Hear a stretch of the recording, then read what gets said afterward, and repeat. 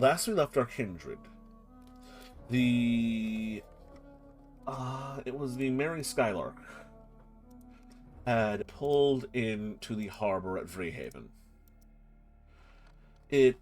Our vampires had, for the first time in about 2 months and change, walked on dry land, not had the ground beneath their feet shifting. They could still smell the salt air, but there was more to it. There was land, there were people, there was a bustling town of about 1,000, which is not what it is suggested a vampire live in terms of population numbers, but it'll do for now. Most importantly, it was very, very far away from those who wished our vampires destroyed. Quickly setting about discovering the lands they were in, our kindred split up, inquiring into the religious situation, the local politics and goings-on, the criminal underworld, the economy, the politics, the land rights, all manner of things. Hustling and bustling around town in the early evening before going to sleep for the first night, rising again and doing it all over. Tomorrow night, the Mayor Benjamin Cameron has promised to throw a soiree of sorts, a get-together of all the big who's who in the greater Vreehaven area. It promises to be an interesting evening, with many new faces. Many, many new faces. And many, many new opportunities. And with that, I turn the city over, or the town, to our kindred.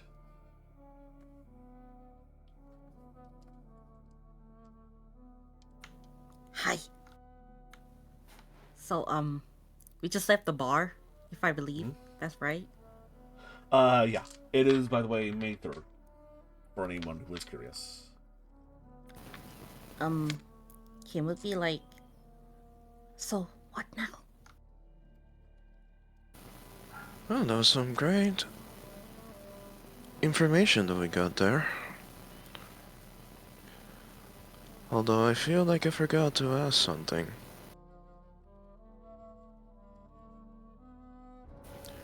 You know what? Yeah, I did it. Certainly forgot something, actually. He kind of looks around to see how populated is the road right now, like how many people are around. Not a lot. You are off of the main market square, and it's probably somewhere around 11:30. So those who have gone to the pubs after work for a quick meal and a beer or two are probably on their way home. Might be looking to tie one further on, but the closest pub just closed and kicked them all out. The market square itself is largely abandoned. But yeah, that's about the sitch.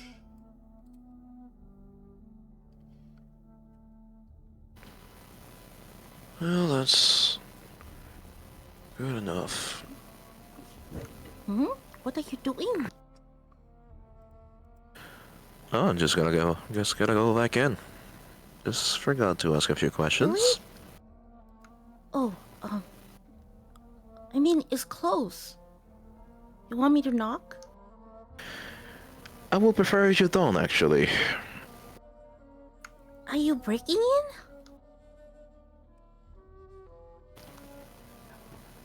Yeah, you don't have to say it that way, but yes. Well, if you're gonna do that, like, let me in first. Huh? Watch my body. Wait, no, not here. Wait, hold up. Just... Bloop! Oh boy. Oh my god. That, yeah, I mean, I'm assuming you're astrally projecting into the tavern. Yep, just walk right in. It's the other side of the wall, so you succeed. Yep, and first thing first, she's gonna shake the counter. Is the blunderbuss still there? Yes. Okay. Looking around inside, you see the larger gentleman who was acting as a muscle for, let me check a name real fast. Oh, he's still there. Yeah, the both of them are still inside. Ah. What was that gentleman's name? I've got him in a pile of 1,000,000 tokens and NPCs. Let me check I my own have it giant pile noted of tokens down. and NPCs.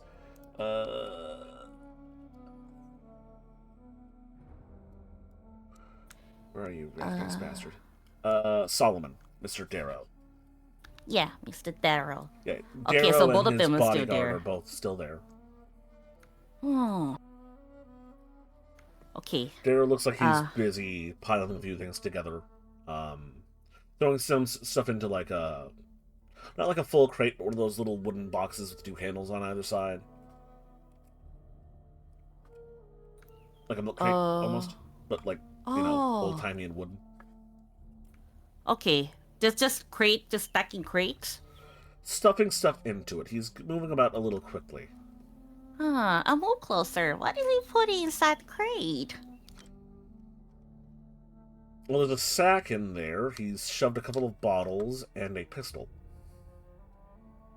He's also grabbing some papers and putting them in there as well. Can I see what's in the paper? You may. Looking at it, it's a bunch of numbers and words. Oddly enough, it almost seems like gibberish. Mm-hmm. Like, how to put this? It lists an amount of weight, and then a amount, like something denoting what it is, then a weight after a few dots. Like it's a ledger of things, but the things themselves are weird and incongruous. Bushels of spoons, piles of hay, tons of cups, that sort of thing. Huh. Sounds like keywords of something. Yeah, keep watching for a while. How long is this packing up's going to go? It looks like he's finishing up rather quickly. Mm-hmm.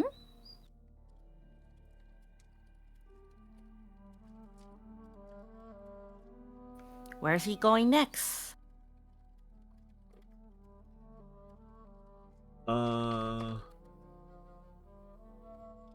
You're just still following them in your astral form? Yes. He grabs a key from off of his belt and tosses it to his bodyguard. Make sure everything's double locked up, will you? I'm gonna duck up to the alleys, and I'm going to make sure that everything's set.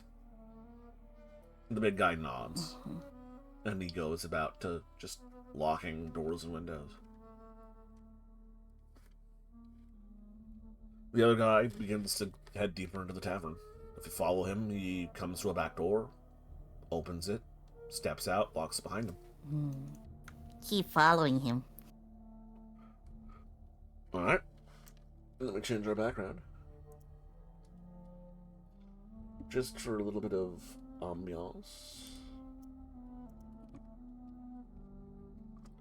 You follow Mr. Darrow into the back alleys of the more densely packed part of the city. Sideways and gaps between houses and buildings. Little gaps between the constructions that allows you someone to slip and move through the shadows undetected. It would be difficult to follow him, except you're currently astrally projected. Yes, I'm pretty much shadowing him in my ghosty form. Yeah, you can follow him, no issue. Occasionally a cat will scurry by, a mouse. He will stop and pause as he passes by an open window where you can peer into someone's abode or a business, someone burning the midnight oil. That sort of deal. But he's making his way through the city for the moment. Ah. Keep following.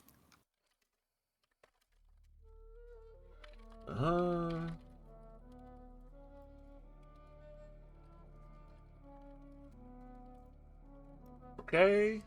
Let's switch the scenery again.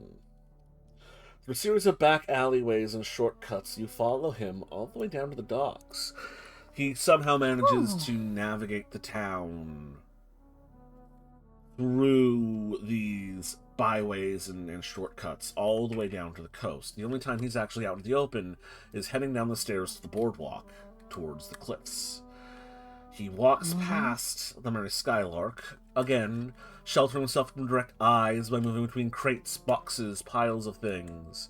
You see from here the ghosts aboard your ship going about their regular duties, maintaining the vessel, watching you in your astral form from afar as the man continues to move throughout the docks. The only thing aware of you being the other dead. Keep following.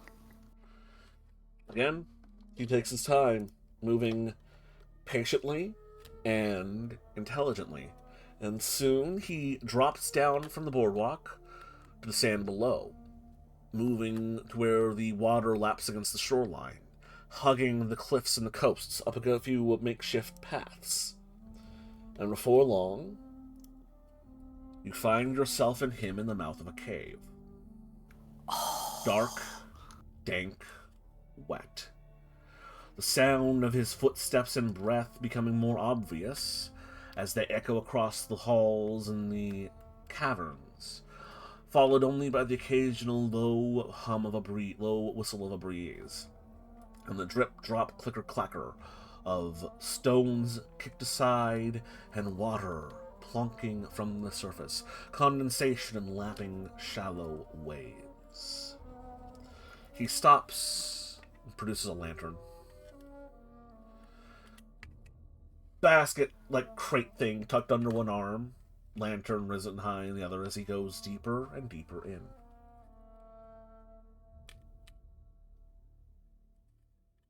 While I'm following him, do I notice any traps or anybody watching him as well? Give me a wits plus alertness. May palanit and aspect? I mean, I'm going to say your aspects are currently on because you are using your aspects to astrally project. The difficulty is quite low because when you're a vampire, spirit creature thing, you don't notice any sort of traps or anything like that, but you notice the auras of the beings you're coming up across before you see them. Two humans. One's a little sick, but not terribly sick, just in not great health. Coming into the cavern, you find where it terminates, or at least where the cleared out portion isn't terminated.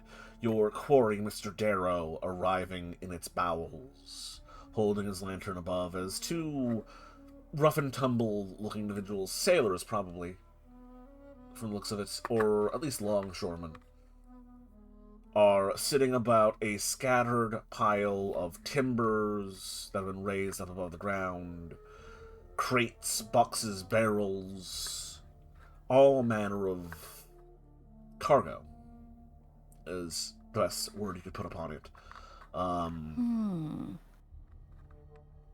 Mostly wood.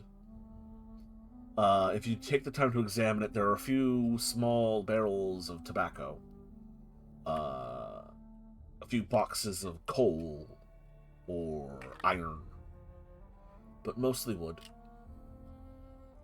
The two gentlemen have taken a pair of planks and a couple of crates and set up a basic table with a pair of stools on either side, and they're using a well-worn set of playing cards to play some sort of a game. One of those run stacking games like Old Maid or Cribbage, where you make sets of cards and then score those up. They turn and look at Mr. Darrow. Ah, hello, sir. You're a bit early. Shouldn't your tavern be closing up in like... Oh, when the fuck ever it closes? Yeah, about that. He comes in, sets the box down, pulls up the ledgers, and starts pointing at a few things. I want that to be ready to move. I want that to be ready to move. I want these things to be ready to move. We've got that new ship that pulled in earlier. The owners say they're going to talk to the captain, so we get a chance to move these things sooner rather than later. Well, isn't that going to piss off Captain Marlowe? There'll be plenty to put on Captain Marlowe's ship.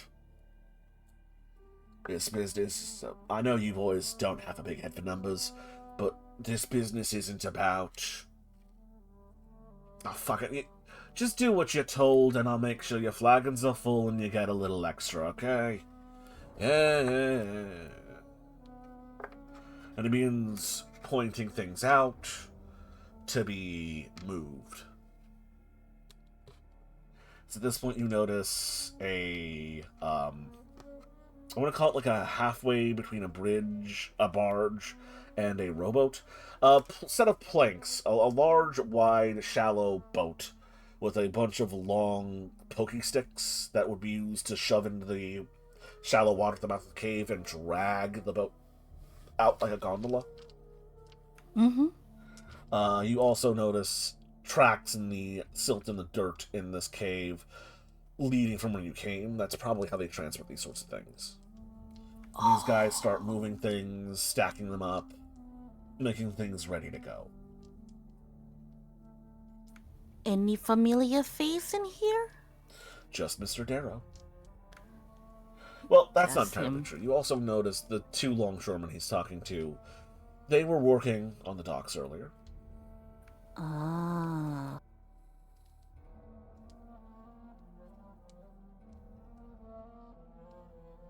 Alrighty then. See how long it will take him to like boss them around. Because I need to know where he goes tonight. Later tonight. He was there for about 10-15 minutes. Leaves the crate. Keeps his pistol. Tucks that into his breast pocket. And picks up his lantern and makes his way out once the gentlemen begin to stack and move things. Mm-hmm. Falling out of the cave. Out past the docks. Using similar paths to emerge somewhere in town. I remember he- that path. Sorry? I remember that path. Give me a... Let's call this intelligence plus streetwise. Just see how well you memorize this. Dang. You're pretty sure you could find this path again, no problemo.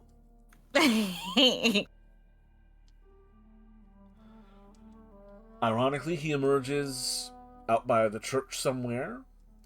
You follow him as he moves into the empty market square.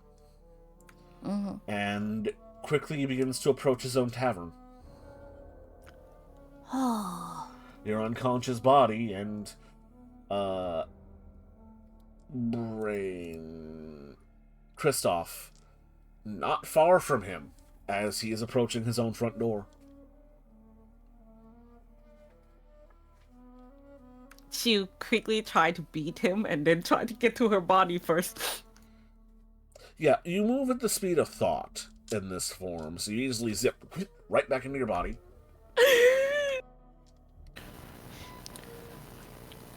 And she just looked at Kristoff. He's coming, he's coming, he's coming.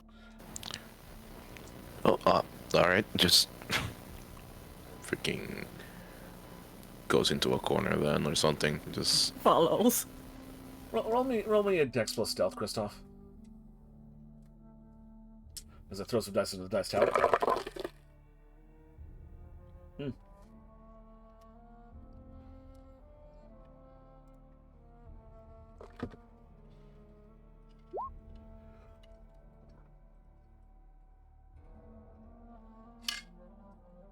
That's 5 successes.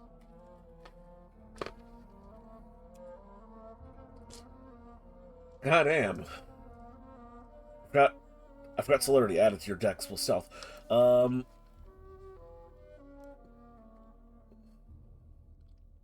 me just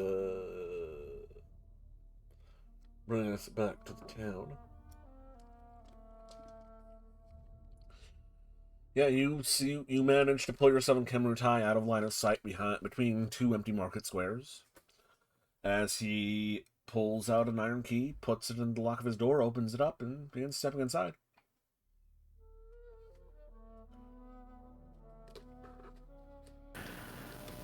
Wait until he goes in first.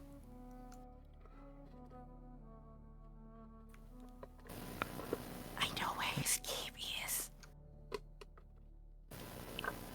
The key? The cave. I know where the cave is. Oh. And there's several shortcuts actually.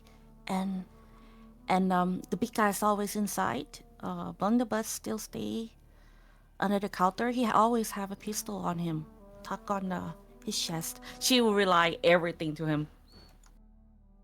Mm-hmm. You do? That is awfully useful. I was kind of planning it to have him rely on that, so, well, that saves us up, I guess. Yeah, I don't see anybody else though, just him and the other workers, so you probably managing the others around? Well, still gotta stretch my legs in there, you know, there's, it would be a real shame if, to pass, to pass the opportunity to drink a little bit more with a guy, you know. Yeah, I don't think he trusts us, so just careful. Oh, absolutely not. Not planning to be seen, though.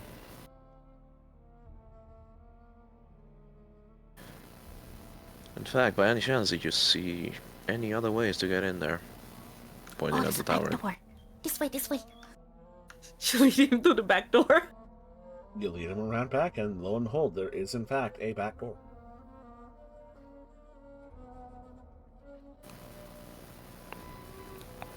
Alrighty, well, would it be to try to just open it? This is most likely blocked or just barred. I don't know. Like, do you wanna just, like, force the door, or really try to pick it?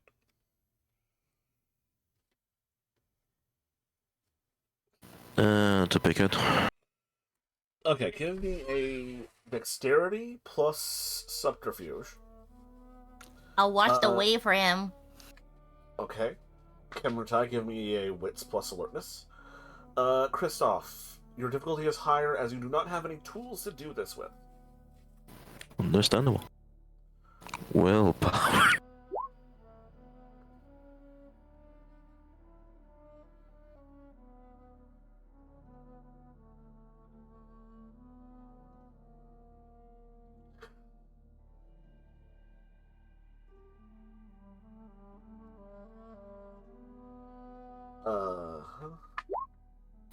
Sorry, just math. Well, there's the two tens.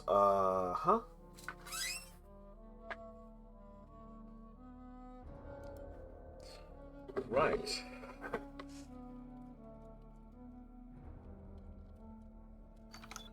So,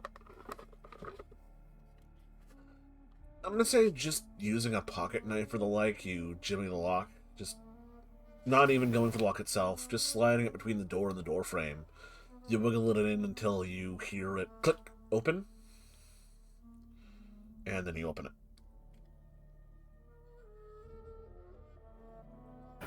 Right. Lifting the door up so the hinges don't creak against each other.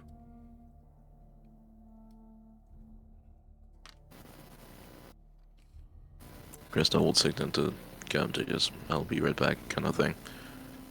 Okay. You stand and watch the way. And just take a tour in, then Looking for the dear bartender, just sneaking around. You open the door in, heading inside, looking around. You do not see Mr. Brain. 1 second, I just had him open. I have a million names to look through. You don't see Mr. Darrow in, like, the common space of the tavern. Though you notice most of the lights are off, and you do hear the sound of footsteps coming from upstairs.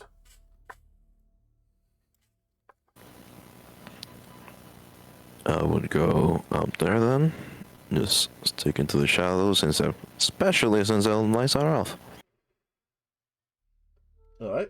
I assume by sticking to the shadows you want to be quiet about this. Yeah. Dex plus stealth.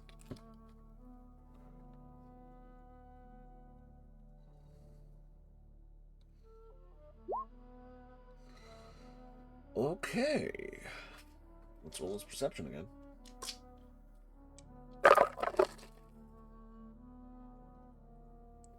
You make your way up to the second floor. There are a few doors up here.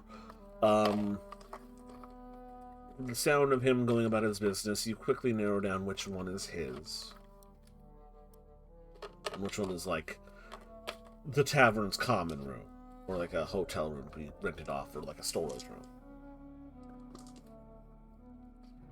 As there's only one with light coming out from underneath its door.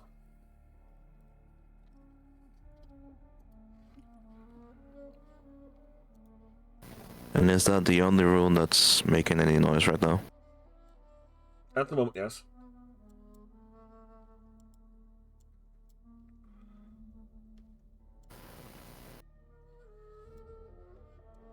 Alrighty, we just approach the door. And, let's see.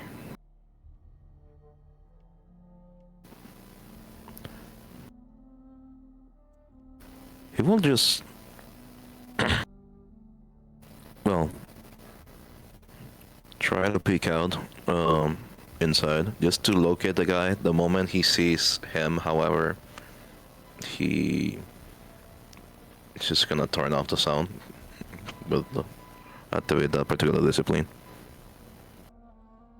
So you open the door and you see him immediately. He has taken off his coat. He has taken off his jacket. He has begun effectively putting on his night clothes.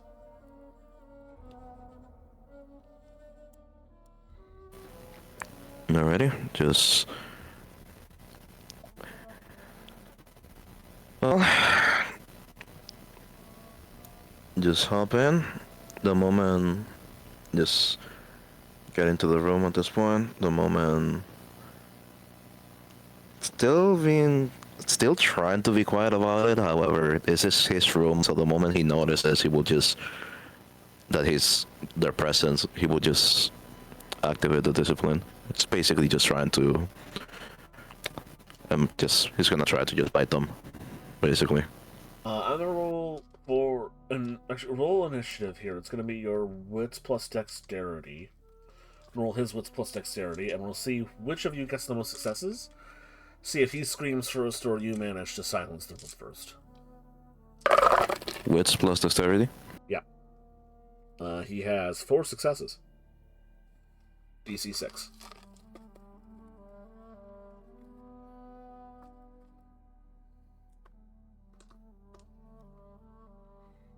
Math. That's 1, 2, 3, 4, 5. 4 successes because of the 1. He turns and sees you as you enter, letting out a scream. A loud, blood-curdling scream. Before it goes silent. Kemenutai, you heard this. Several people heard it.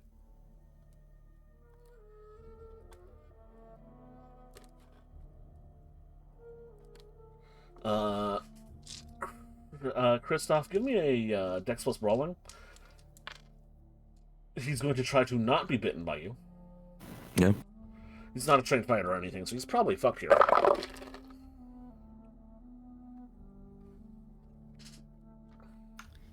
Was this several people on the street that seemed to notice? Oh, yeah. The streets were beginning to peter out. It's about midnight now, a little past midnight. So people are starting to filter out and wander home.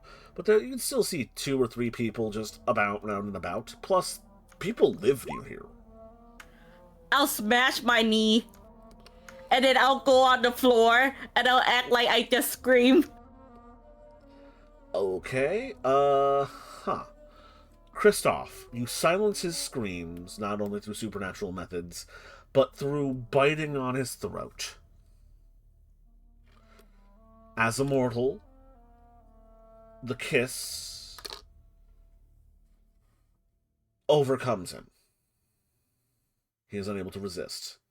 His body goes lax, and being unprepared and unaware of its effects, he's prey. He is nothing more. You could kill him in a moment if you wanted. He is helpless. Gamutai, please roll me a manipulation plus... Oh, what's a good one for this? Can I use performance? Yes. This is a performance. I use my willpower.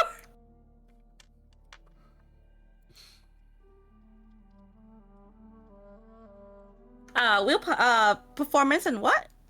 Manipulation.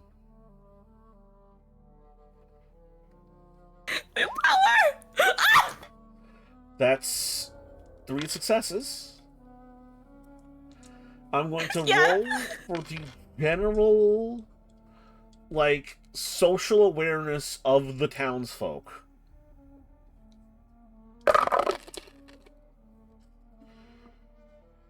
A couple of people rush over to you. A window opens up from across the alleyway. Ma'am, are you all right? Oh, I heard the scream of a young lady. Like, one of her shoes on one way, she's on the floor holding her knee, like, all bloody and everything. Like, I'm okay. I just fell. I'm so sorry. I'm not used to walking on land again. Ooh, that looks like a badly scraped knee. Someone get some cloth. And you begin getting looked after as someone thinks that you had a bad spill and, like, either broke your leg or just had a really bad scrape. Thank you so much. Back upstairs. Kristoff. This point? The sweet sanguine taste of this man's blood pouring into your mouth.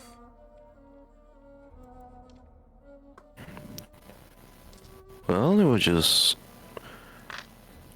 drink slightly.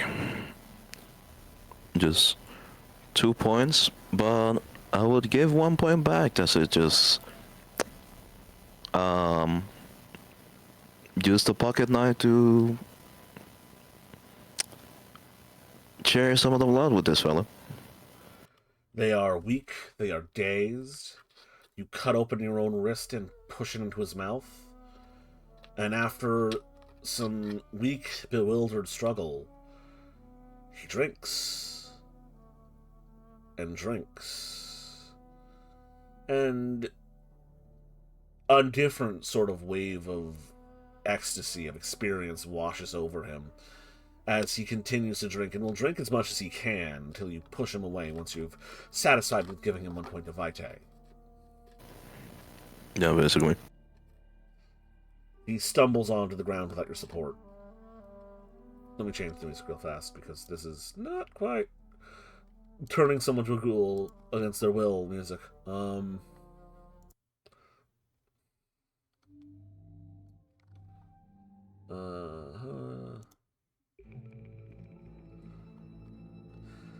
Dazed, confused, lost, the fog of the kiss slowly rolling back from his head, the realization that he's just had another man around his throat, and then their wrist in his mouth, and what he had drunk slowly dawning over him. Confusion, bewilderment,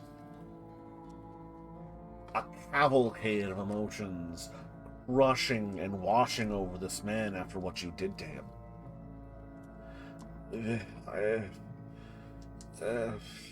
Actually, you use your you use your super secret powers that are totally Bruja powers to silence the room, yeah?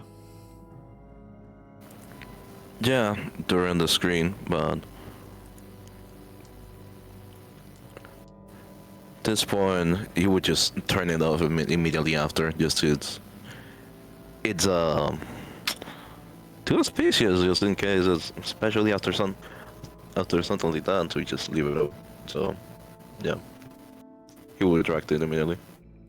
Again, confused, bewildered, clarity of a sort slowly going back into his glazed over eyes. He goes from on his hands and knees, rolling over onto his side and into a sort of half-seated position, looking up at you, touching the side of his neck, then looking at your arm. What the fuck? What's going on? Oh, we're just accustomed from back in home. We're just sailing at the hill, you know. Just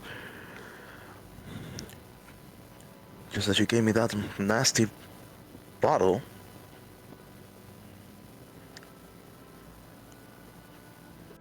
He's going to roll his intelligence plus occult.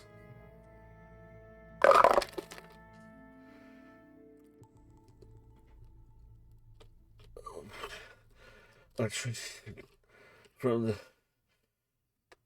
God of what the fuck?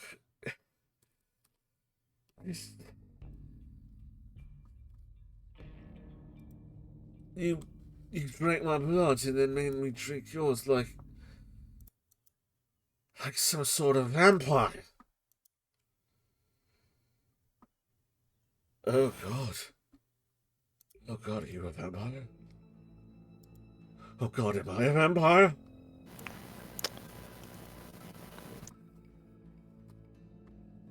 Oh, that makes things. No, you're not, buddy.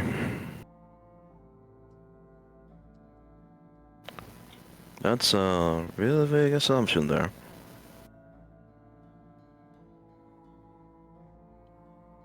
So, you can tell he's starting to put some things together and come to his own conclusions. He is still somewhat dazed and confused from the kiss, and as a newly formed ghoul, he is automatically blood bonded to you.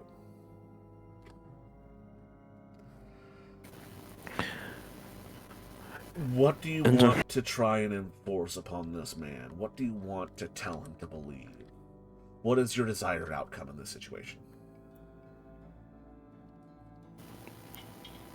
This point, just wanting to just act as if nothing has happened during this. Basically,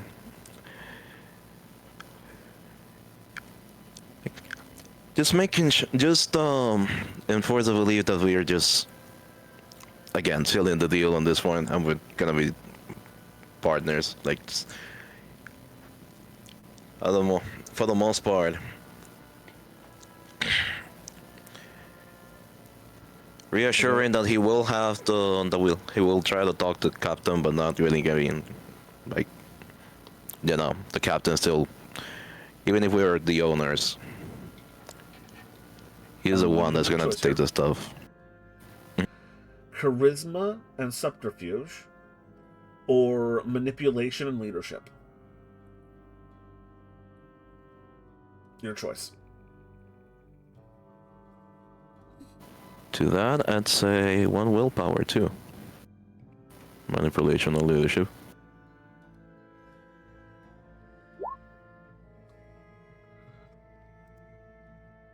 Okay, and that's 1 point of automatic success for the willpower. So that's 3 successes.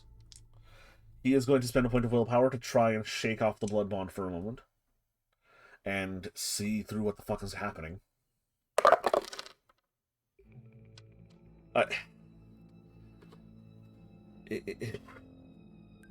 You Germans have weird traditions. You know that.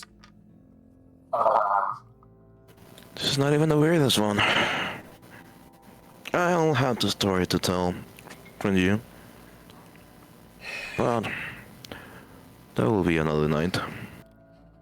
Next time, warn someone and... I need to go to sleep. Yes, you do that. I'll see myself out. You do so. Your first act as the creator of this ghoul.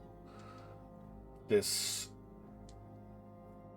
puppet is to have him go into denial about the very act that made him so. To leave him clueless about his new nature and his new desires.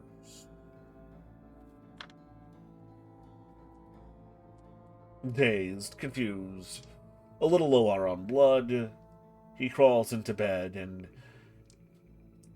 as implied through your commands, tries to forget this happened.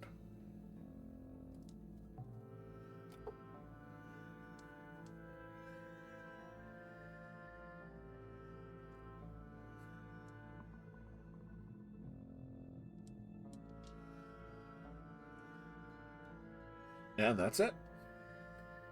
Congratulations, you have ghouled. Let me double check his name real fast. Solomon Darrow.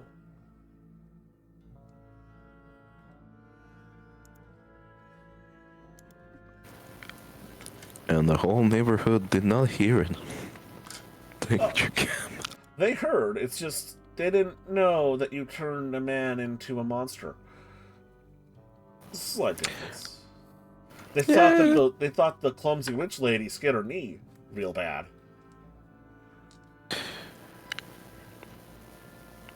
Yeah, common misconception, yeah, I guess. clumsy witch lady look at you when you come out the door.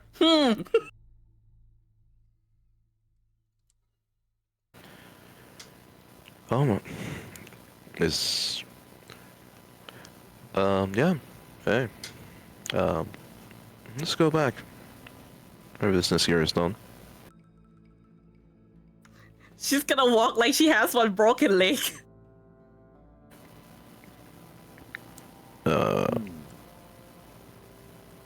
Do you need help there? Yes, I had to cover for you. And she shows her knee, it's all smashed up. Sorry about that. Here.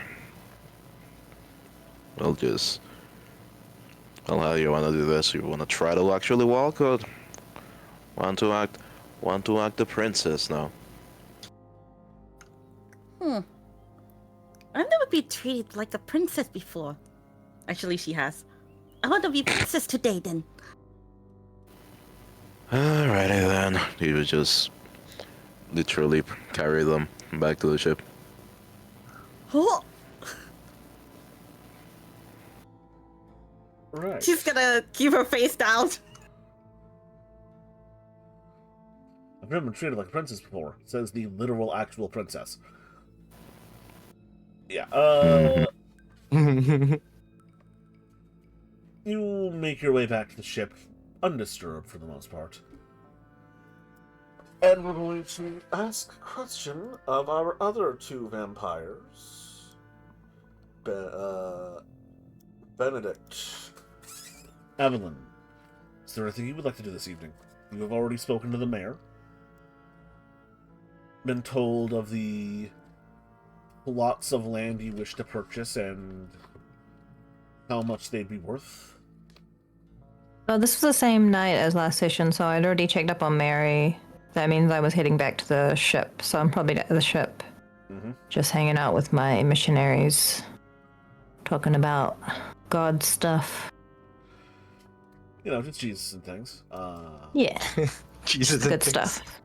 Like, okay, so first we build the monastery, then we get the bitches. Yeah, pretty much.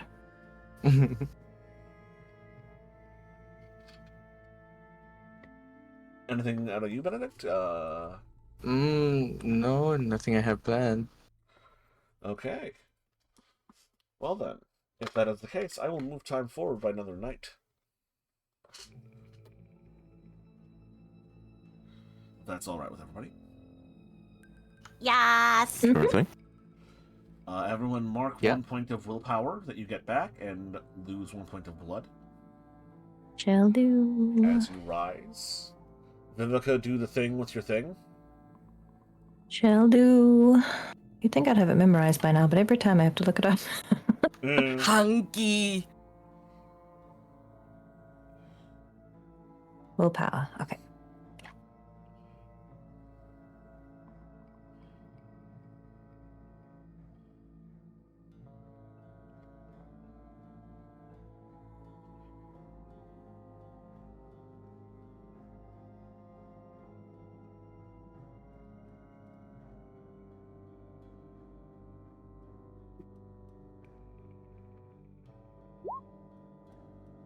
You're fine tonight. Yay. So, in the early hours of the evening, around 6 o'clock, Captain O'Neill knocks on your doors. Are we awake? It rouses some of you from your sleep. Kemrutai is only probably naturally awake at this hour of the evening. If you're Good in the morning, 9 to 8 Captain. humanity bracket, you wake up without much problem. 7 to 6, you're gonna be groggy. 5 or lower, you're gonna have to roll to try to wake up.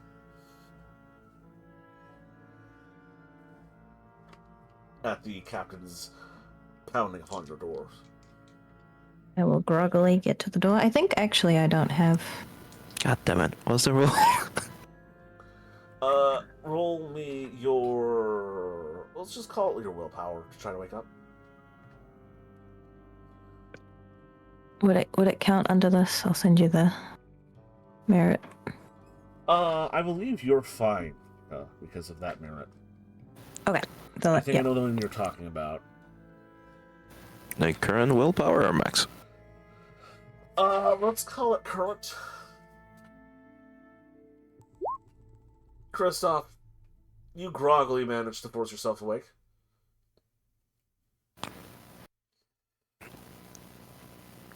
Well, he'll groggily go answer the door then. A lot of you open your doors into the hall. The captain sort of greeting you all. Right, so... I just received word from the other night from the mayor, Mr. Cameron, that he's throwing a soiree of sorts, and he wants all of you to be there, and myself as well. You all keen on this? Oh, was that tonight? Something like that, from what he said. I see. Well, yes, I suppose I should be in attendance. There's also a scrawny feller coming around. Said something about a private deal he worked out with the ownership.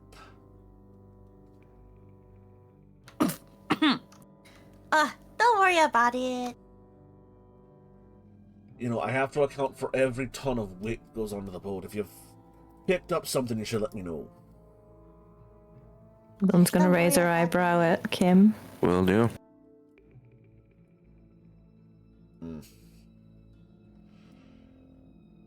Wouldn't do anything to upset you, Captain, or bring shame to you. Perhaps we You should have talk my about word. this after the party then. Or before, Okay. since it's not on for a bit of time. Yes, perhaps. No doubt half the people there are going to be trying to talk your ears off about getting something or other on the boat. Our ship's truly so rare here. We're unscheduled. It's a good opportunity for them to move goods. Plus, it's the start of the, well, it's May. They may have some things left over from the winter they want to get rid of before the harvest comes in. Hmm. Not the most usual time to be dropping off. Well, it's the usual time to be dropping off people. Not exactly the usual time for a boat to be empty and ready to bring stuff back to the manufactories of Europe. Hmm. Well, do I need to have a conversation first? She's looking at Kindread. Kimbertai, look at Oh. Kristoff. Are we able to discuss, perhaps in the captain's quarters? There's no one around, right? Just at this point, it's just the five of you. The ship has the times you've been in it, the ship's been very quiet lately. Most of the sailors are probably off in a tavern or a pub.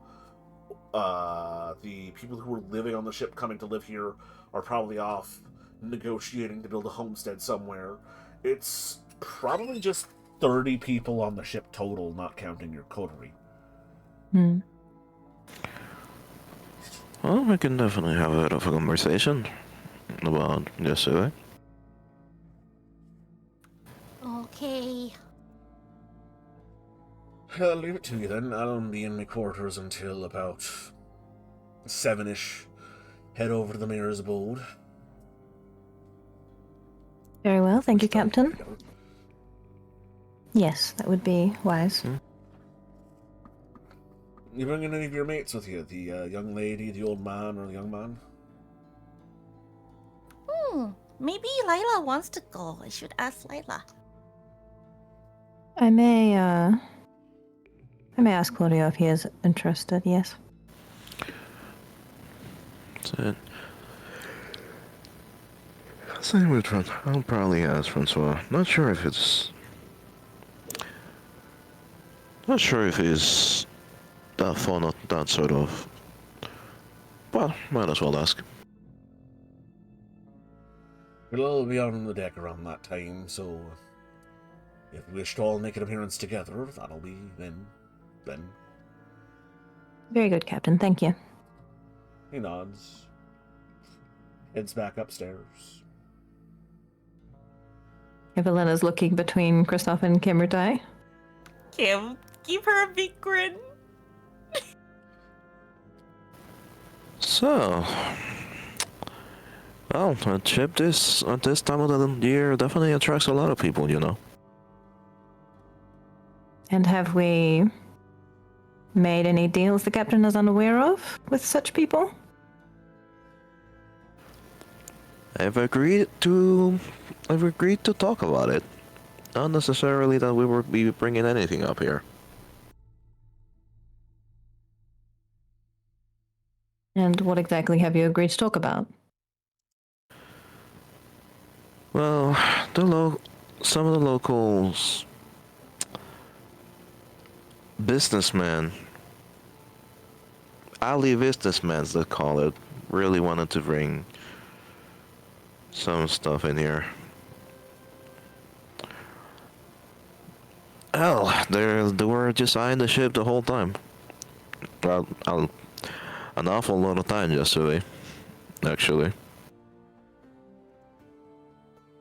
Someone was hanging about the docks, and you've agreed to discuss shipping something for them? Again, agree to discuss.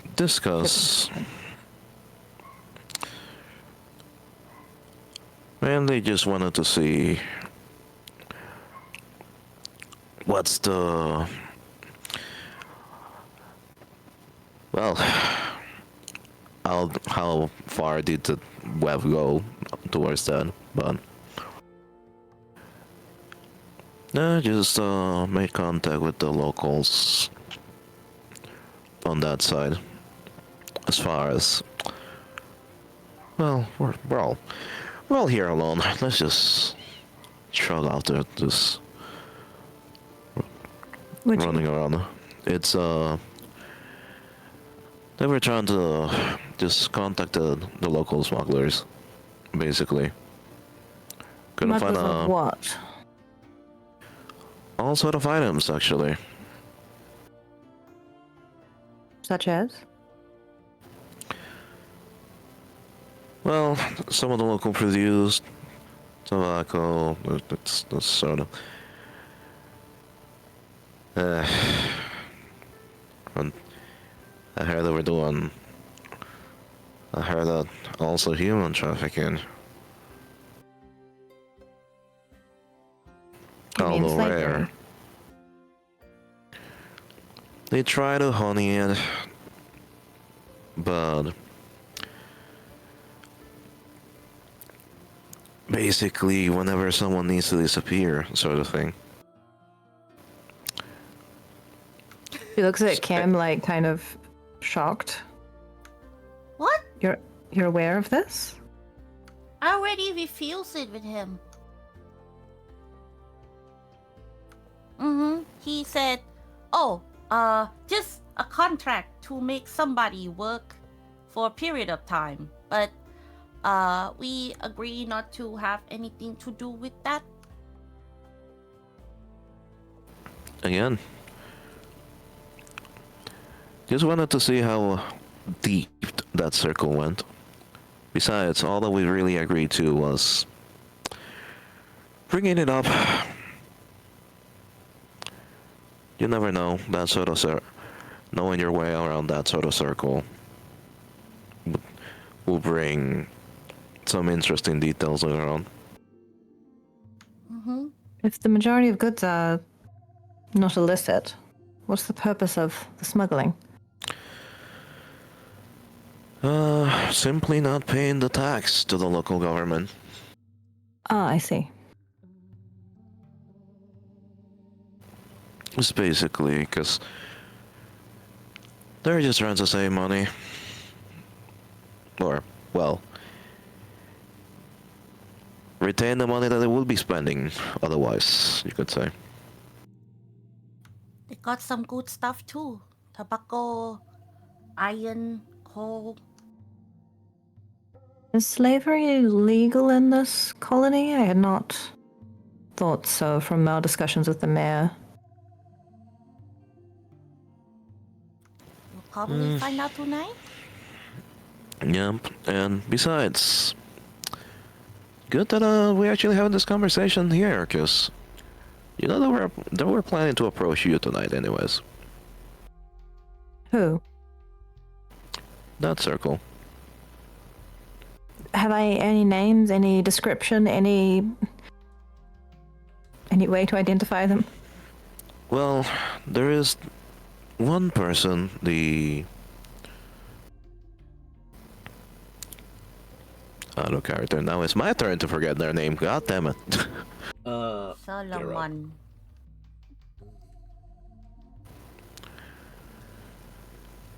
But yeah, they go by Solomon. They happen to be, well, happen to be the owner of the on the tavern down the market. That's yes. one of the names. However, you mentioned that he worked for someone else too. Likely has connections, yes. Taverns are a hub of sorts in these types of places. I've lived in many a small town, though perhaps not this small. Yep. Well,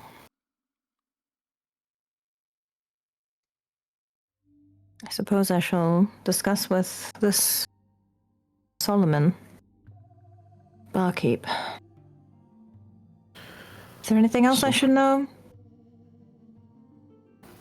Well, he's a little rough around there. He's a little rough around the edges, but you'll see. He's a quite interesting fellow, that one. Also, he high pistol over here. He tap on the chest. Well, I should certainly hope I'm not going to be shot at the mayor's house, but I suppose one can never be too prepared.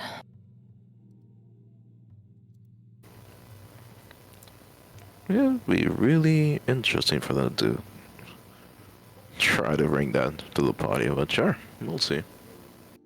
It wouldn't be unheard of. Don't know that the mayor will be patting down guests, but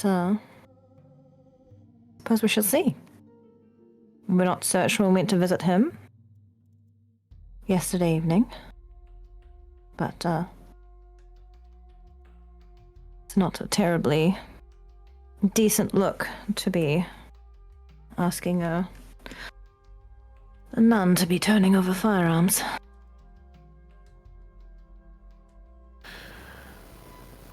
Well, we shall see indeed.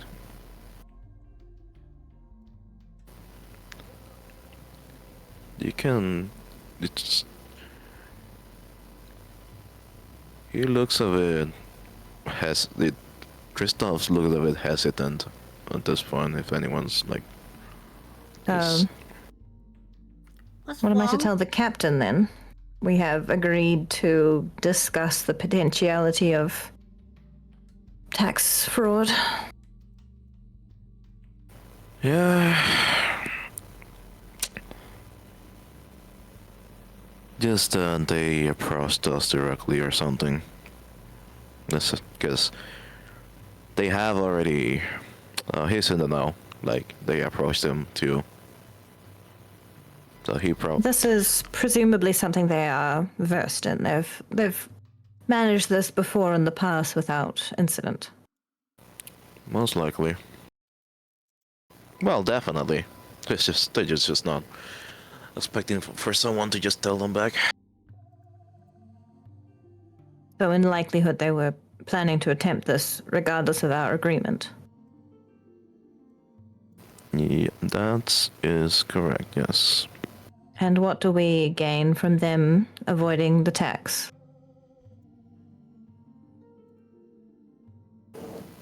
Basically, I share ourselves. Although, again, the risk... There is, of course, risk involved, because depending on what gets in the vote, if something too bad gets found, it usually goes... Well, the captain's directly the one that's under fire. Well, I shan't be agreeing to any illicit goods.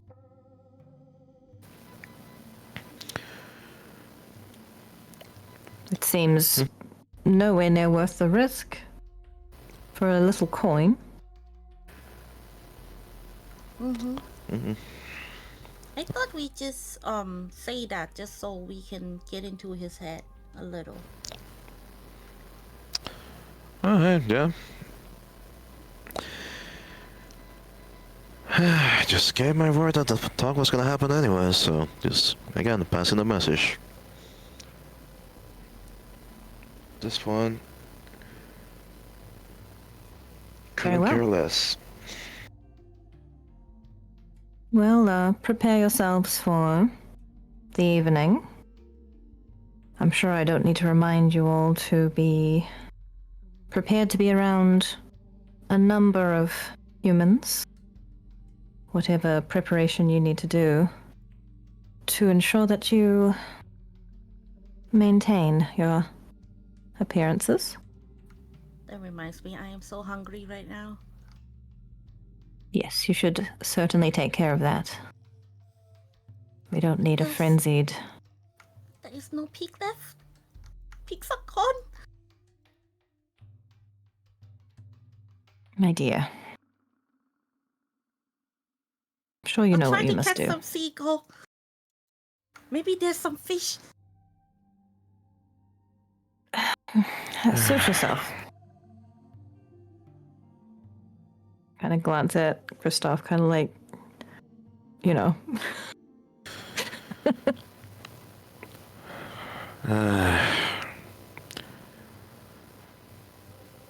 And so I thought we were over that.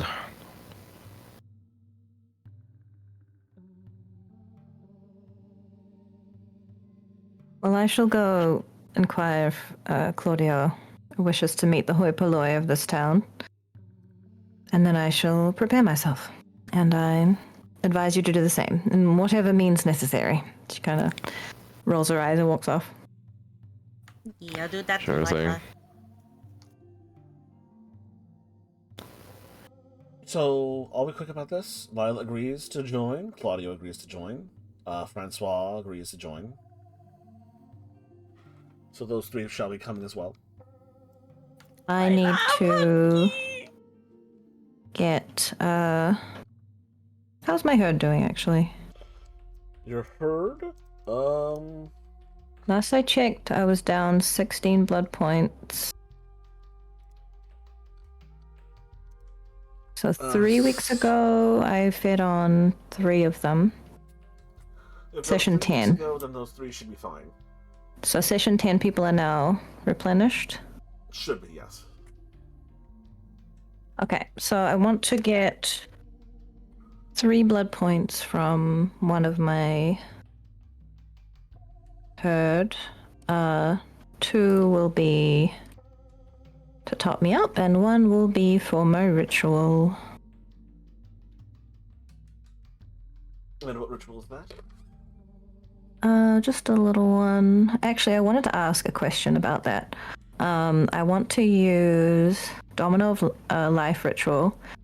Do you want me to paste you this description? Do you just have it? Yes, do, please. I have it, yeah. I was wondering what would be most... Oh, that's a question I had specifically. If you use a willpower to be able to eat and drink, is that for a whole evening or like an hour or... That's the duration of a scene. Duration of a scene. So presumably the party will be 1 scene? The party might be multiple scenes. Okay. But probably not more than like 7. Oh, definitely not more than 7. Okay. Like- Because I can rely on willpower for that. Like 2 or 3. Yeah. There's also Some- always Blush of Life, which lets you simulate being a human for longer just by actually breathing, blinking, having a warm flush to you. Is that something accessible to me? Every vampire can use Blush of Life. It just costs 1 point of blood. Oh, okay. Uh, So what's the benefit of this? I just don't have to use my own blood? For 1 entire night, the vampire can eat, breathe, and maintain normal body temperature and assume human flesh tone. So eat. It also lasts the whole night, whereas Blush of Life lasts a scene. Oh, okay. Yeah. Then yeah, that's what I want to do. I thought it was just you had to choose. For 1 entire night. Oh, okay. Oh, I misread it. I thought it was like you had to choose one of these things you're able to do. Yeah, it's or display some other single trait. So 1 single trait. Single trait, yeah. Yeah. Yeah, so that's what I was thinking, like, what would be the best trait to be convincing at a party? Well, Blush of Life would let you do everything on that except for eat. For 1 blood point.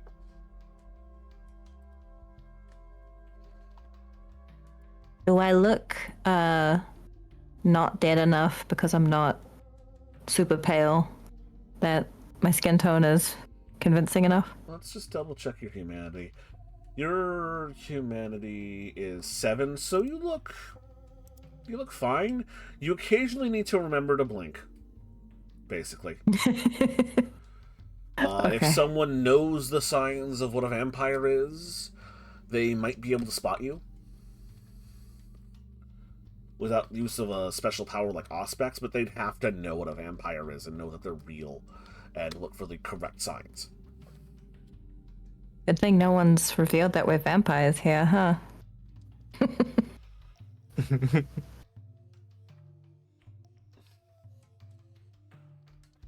But yeah, I guess I'll I'll do that anyway. I'll choose, like, I don't know. I feel like I'm going to be talking a lot, so people aren't probably going to be paying that much attention to whether I'm breathing or not. Well, you will be breathing because you still have to fill your air, your lungs with air to talk. Yeah, but like when I'm listening. Yeah. So, I guess blinking would be the best thing to do with that ritual. Sure.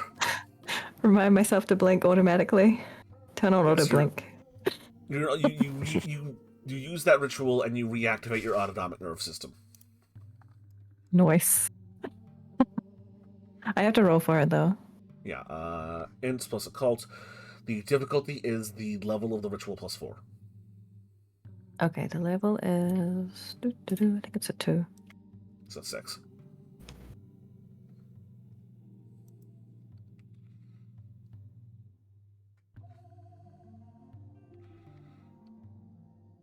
That's a good ritual to have too, because just being able to eat. Oh, it's a 1. Okay. Okay, so that's only 5. Only 5. Okay.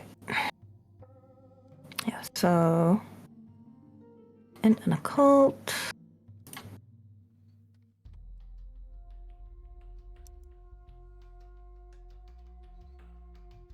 I will up my occult to 4.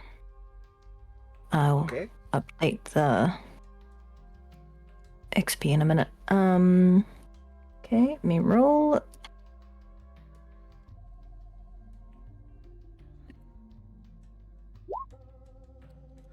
Okay, that is 1, 0, 2, 3, 4 successes. Oh, does that mean I fail? No, 4 successes means you pass. Oh, okay. Very well. The difficulty was 5, so you only Oh, the difficulty was 5, or yes. Yeah, those 7s got me. Yeah. Nice. Yeah, you switch back on that part of your brain that's just like, oh, I need to breathe and blink and like do basic automatic human bodily functions. So yes, right, those were a thing. Cool.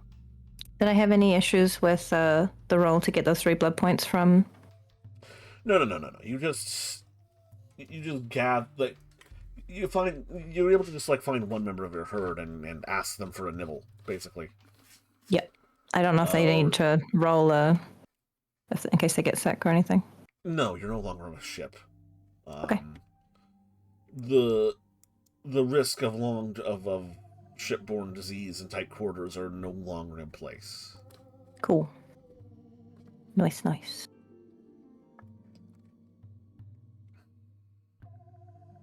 Okay, so I fit on 1 decision.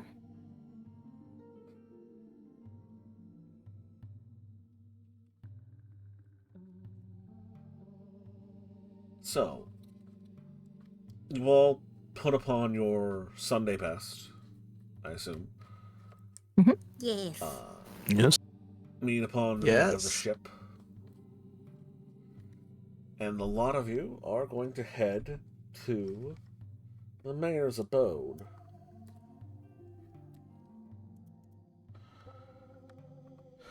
The walk there is a little quiet. The captain, Mr. O'Neill, gives you all a pointed nod. Doesn't press into the whole smuggler situation yet. Just waiting for you all to bring that up. And after a brisk afternoon jaunt through the town, the lot of you arrive at the peak of one of the cliffs in town. A large estate overlooking the shore. A number of servants standing outside, greeting people in carriages. There's 3 or 4 carriages there, as well as a number of, as Evelyn put it, the hoi polloi gathered about in the front garden. Chit-chatting, having conversation, as light garden music is playing. The violin, someone tip-tapping away on a piano, that sort of thing.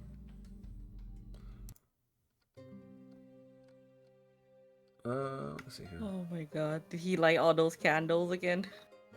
Ha ha ha ha ha ha.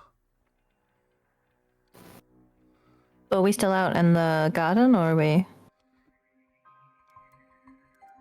You're entering the building now as you walk past some faces in the garden. Most people are in relatively nicer clothes than probably their day-to-day wear. Your lot are greeted and welcomed in. The servant Yusuf, who is now wearing something close to what we assume is like modern butlers wear, this gentleman here, walks you to the door as it opens and announces you.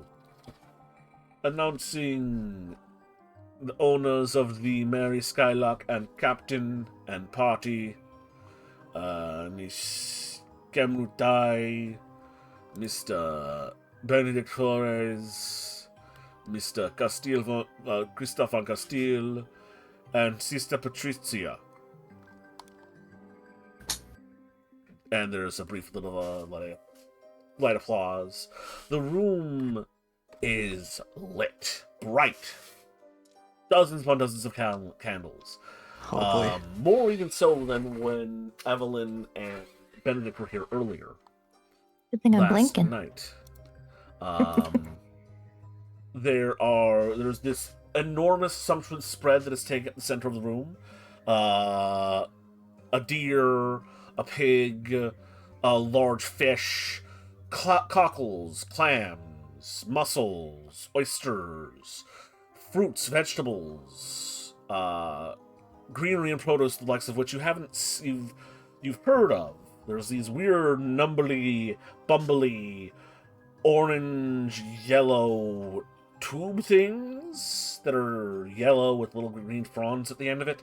Apples you've seen, oranges, this strange, bumpy, spiky, green-topped cone thing that's a yellowish color.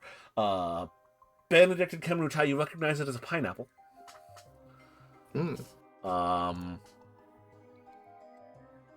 Big oranges that have been cut up and sliced in half. Big fruits and the big displays of like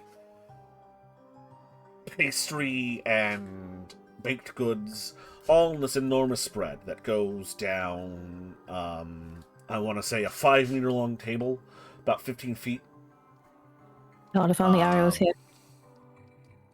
Stacked with candelabras, candles. The amount of fire in this room. Small fires, but so many, is enough to trigger a roll for Rorschach in our two kindred who have not witnessed this before. Rorschach being the vampiric fear of flame. Christoph Kemrutai, I need you to roll me bravery. Can I use willpower? Let me double check. Go fast, actually. Courage, you mean? I believe it's courage, yes. Can I willpower my way through this? Give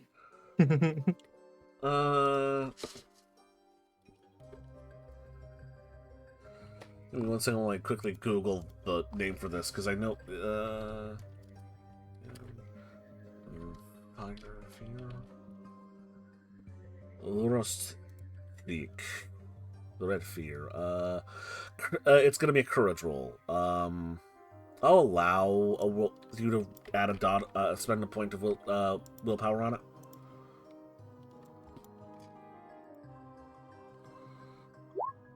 Oh! That's my current roll! I had a feeling that was gonna happen. I'm just quickly looking it up. Man, there's a lot of disciplines that could trigger Rorschach. There's a lot of disciplines that trigger. Goddamn. I only know, like, you can spend willpower to stop yourself from going frenzy.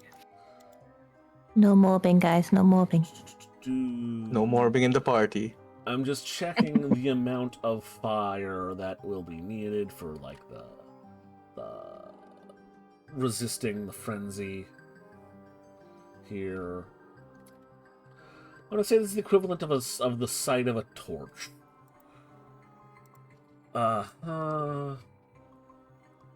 Okay, so that's a success on Kemrutai, and that is a success on Kristoff. Oh my god. I'm just gonna hide behind Kristoff. Lots and lots and lots and lots of small fires all throughout the room. For a second, the beast flashes in your mind, and visions of this place completely alike, a crimson orange burning inferno, as the heat on your face makes you feel like you are stepping into an oven. To anyone who is not a vampire, it is a pleasant and warm, slightly higher than room temperature room. It's not even that toasty, considering it's spring. But to our vampires, it is a blazing inferno. They have to swallow and suppress the beast as it cries out in terror inside of them. Beads of sweat begin dripping down your foreheads as you calm yourselves. The room all looking at you, perhaps that adding to the pressure and the heat of all this as you step inside, and your feet mercifully obey you, allowing you to enter the party. Out of character question, does Claudio have a name he goes by, like a surname, or is he just mononym Claudio? He's, as far as you've known him, he's only gone by Claudio. Oh, okay.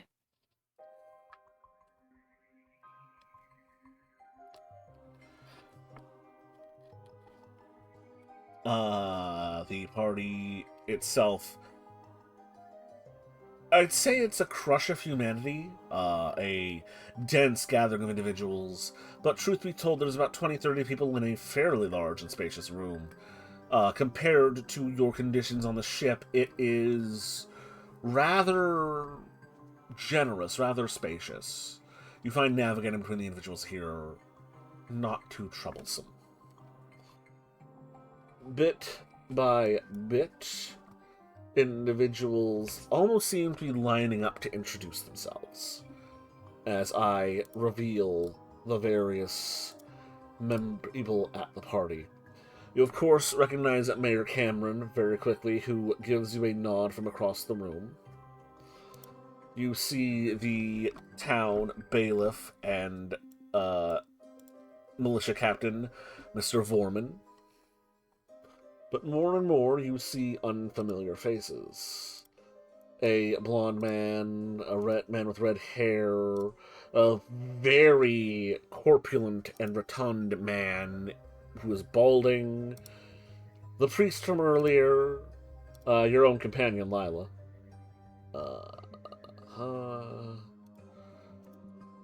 Several pretty young women.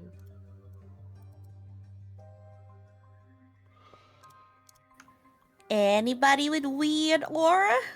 Oh, we'll get to that. Oh boy, here we go. A rather grumpy-looking pair of grumpy-looking older men in garb that does not look becoming of such an event. As well as a couple of young men who look like they're a bit on the... The one looks like a bit of a fop, the other one looks like he only barely just belongs here. Unbecoming attire as in they're poor, or... It's not nice or fancy. It's worn out, worn in. Okay. One of them looks like it was rather nice at some point, but it hasn't been updated in a while. The other one looks like he threw on a nice coat that he owned 5 years ago on his, works clothes. Okay. Bit out of fashion. And, not the newest. Gotcha. Mm-hmm. I've said it before, I have made so many NPC tokens. Marvelous. Yeah, It is a lot. Did I miss one? I think I missed one, actually. I did miss one, and they should be here. Yeah, let's just throw that one in there. Shit. So many second. NPCs, so little screen space. There is another young man bespectacled. Uh-huh. That went straight to the token, the demon layer, that's good. Uh-huh. Another respectable young man whose information I'll be filling out in a moment.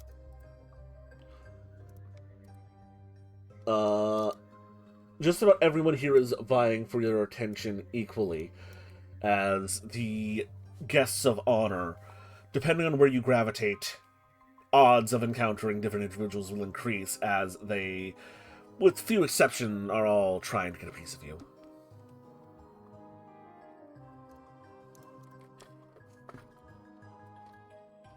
Yeah, magically delicious. Aura? Go ahead and roll your aspects to see what you can see. Ooh. Oh, that's 3 10s and an 8. I'm pretty sure that gives you a whole lot of information with your aspects. Yes. Let's see here. Show me your true Aura color. that's aura perception, right? And Yes. that's 4 successes. You can detect subtle shifts. The room is largely positive, happy, excited, envious. Bit of distrust running through several individuals. A touch of anxiety here or there and suspicion amongst others. I'll describe them on an individual basis, but in particular something stands out to you. Something that immediately marks several people here as conspicuous. First of all, you notice the pale auras of your compatriots, and the pale blotches in Claudio's aura, as well as the myriad sparkles in the aura of Lila. You're used to those strange oddities. But on several people here, and I'm going to mark them, you notice that their auras have a scintillating rainbow hue about them. Oh no. Oh no. Who in particular? I am marking them with purple. Oh no. Those with purple have a scintillating rainbow hue about their aura.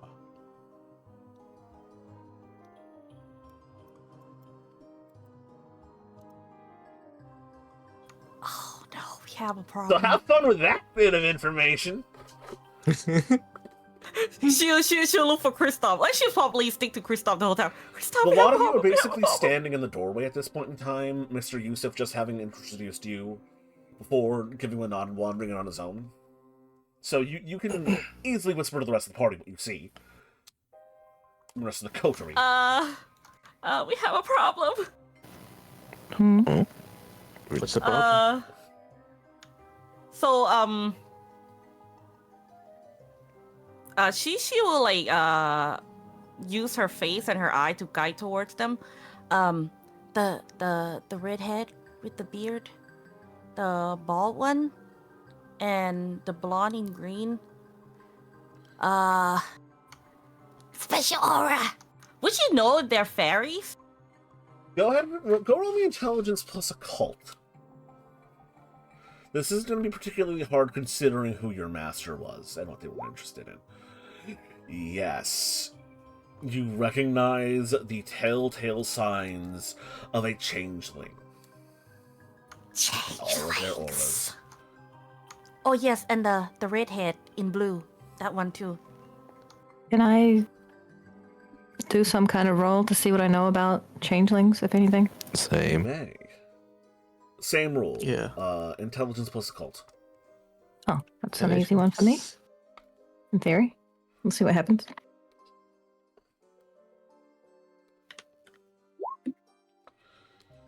Do any of you have a specialty in Nightkin? Oops. No. Oh my I god. just took Let me do took that. nodding. Mm-hmm. Okay. Not a slow. Not a store. Okay, 1, 2 success for Evelyn, 1 for Kristoff. I'll count those as partial successes for Benedict. Do I have to roll again? Yes, to see what you know about fairies in general. Was it occult and int? Yeah. Mm-hmm.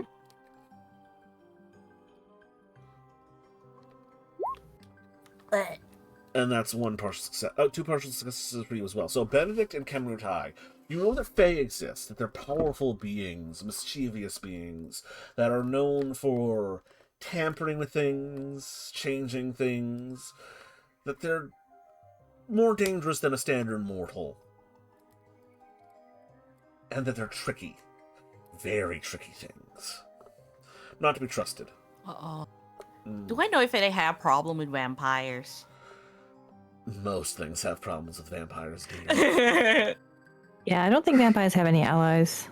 Oh no. Kristoff, you know that fairies exist. You know a few fairy tales yourself. You know some general loose information about them, common folklore and knowledge, but that they are definitely real, that they are allergic to cold iron, whatever that is, and that you should just be careful when you deal with them, because they are very tricky individuals. Evelyn, you know that as well. You got 2 successes as opposed to everyone else's, so you know that as well.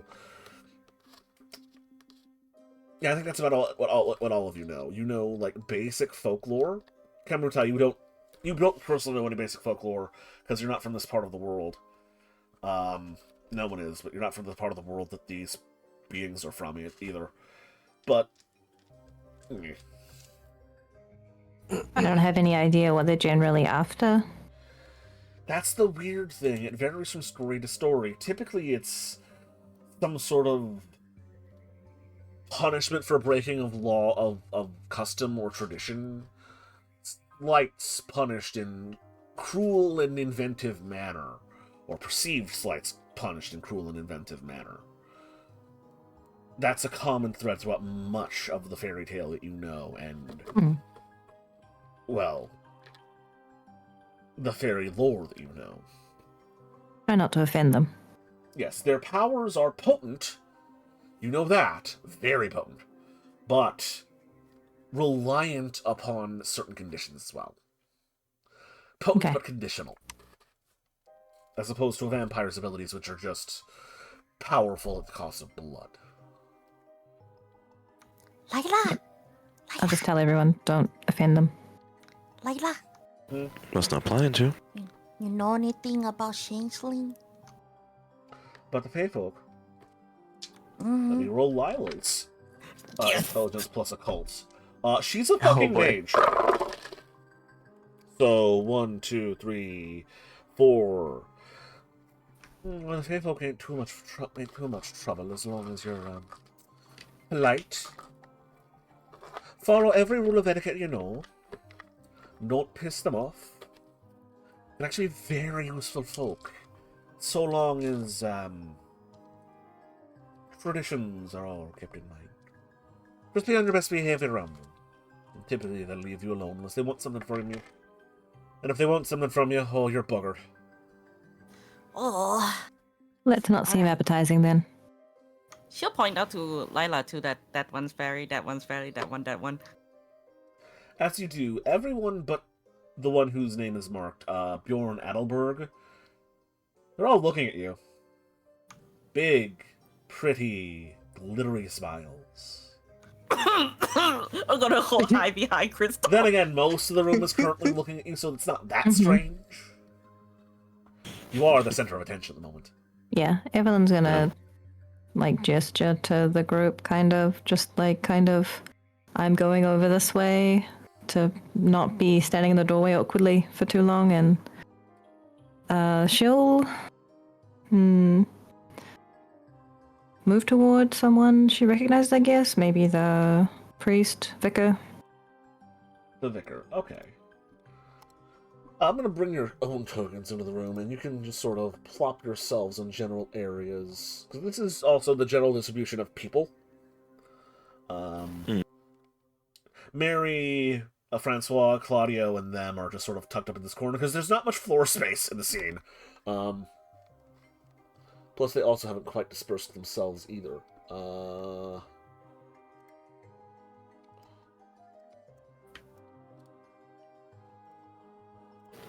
One second, as I copy you and paste you into the scene.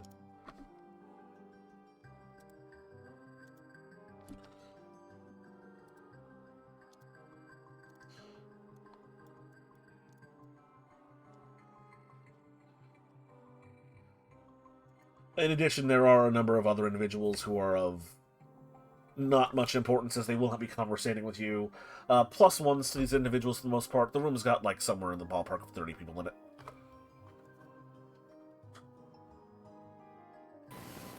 Understandable. Oh, yeah, let me remind you. We gotta find those people about the horse thing. Alright.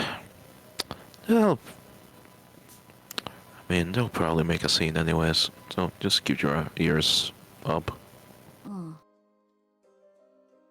For now, I'm just curious about that. He would make his way to the table, to the yellow tower fruit thingy that he's never seen. She follows. You find yourselves about here, then?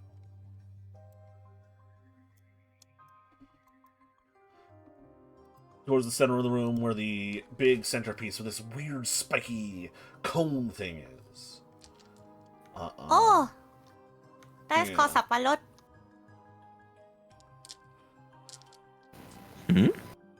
Yeah, from my hometown, we call it sapalot.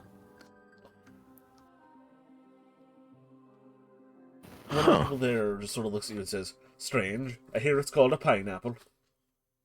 Oh, in your tongue, yes. Like it is sweet and sour, really juicy. But if you eat too much, it gives you cold sore. Oh. Huh. Everyone's just sort of like looking at it, look at the chins, like, "Oh, I hear they're very expensive. Oh, they grow them in the tropics. Oh, I don't know."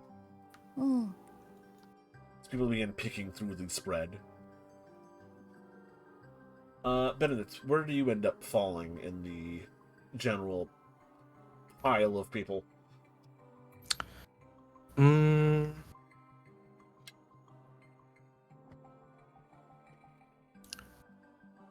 I'll go around this part.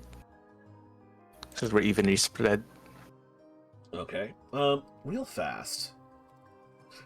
Is anyone at 8 or lower blood? Nope.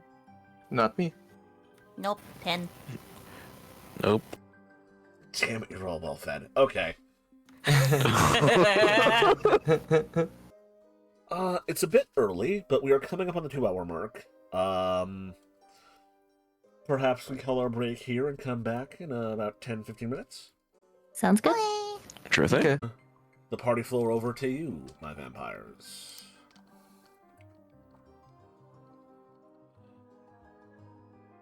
What do you do, junk?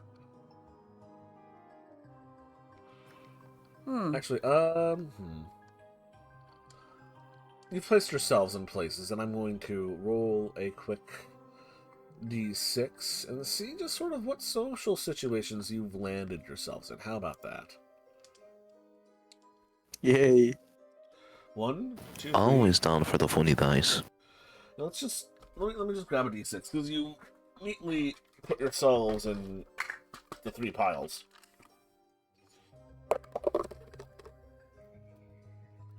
So we're going to start with Evelyn. Evelyn, you have found yourselves near one of the tail ends of the spread.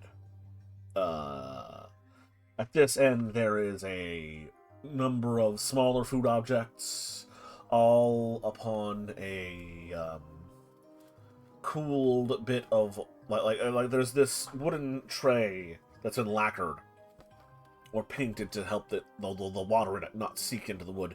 That's been filled with cool water that has a number of shellfish, razor clams, oysters, regular clams, mussels, all boiled but chilled, a few of them raw, lemons, limes, those sorts of things to add on toppings with each other, as well as a number of small finger foods and such, all pile up in a heap as it begins to rise from a low end to a high end at the center with a mysterious spike fruit and a deer that has been roasted out in the open near the center. You're towards the start of it all. You recognize a couple of faces, Lila for one, and Vicar Brompt from the other day. But there are two new faces with you, as well as another one just sort of attempting to generally gravitate towards the spread.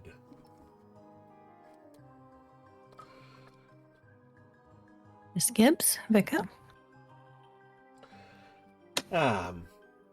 Patty, how are you this evening? I'm well, thank you. I didn't think you'd be going after the seafood after we were on the boat for so long. Well, suppose old habits. Sorry, was that, Patty? Oh, Patricia, was it? By the way, it's a interesting name for Oh, I don't mean to sound like this, but it's an Irish name, isn't it? Well, I've anglicized it for current company, but I took my name for the sisterhood after the Italian saint, Patrizia. Oh. I am myself French. Isn't that interesting? The vicar speaks up. Yes, the Catholic Church often has their priesthood take on a new name when they are ordained. Correct? Yes, precisely. Often the names of saints.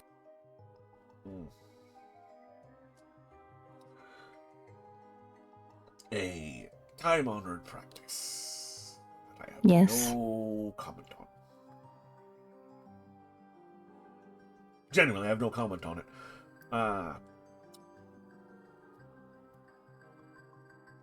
Not trying to start another row. You keep your name on taking your vows?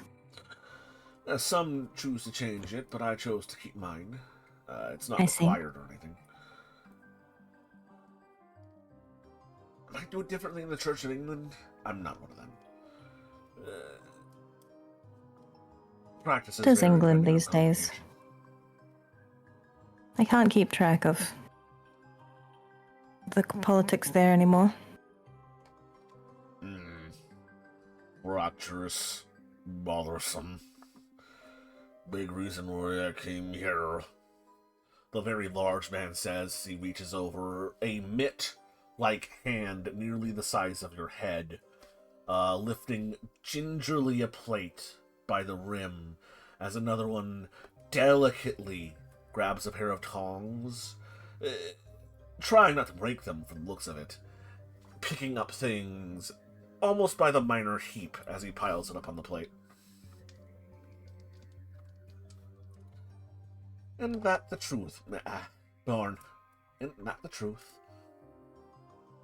Fresh starts for everyone, I suppose. Coming all the way out here for that.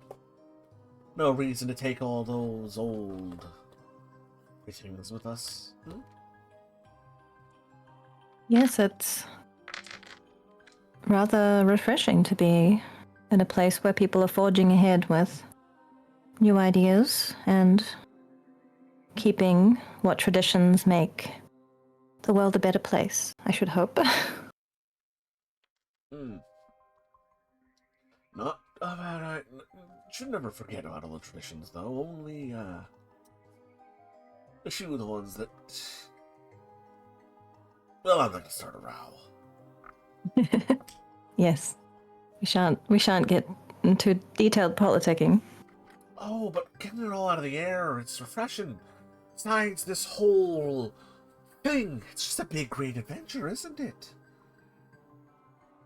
the strawberry blonde woman says as she leans a little further down the table, craning her head as she points over at a big sort of like, it's kind of like a giant leathery looking pear, but it's red and green and very bright. Like, I don't even know what that is. Looks like a pear buggered an apple. Oh, my.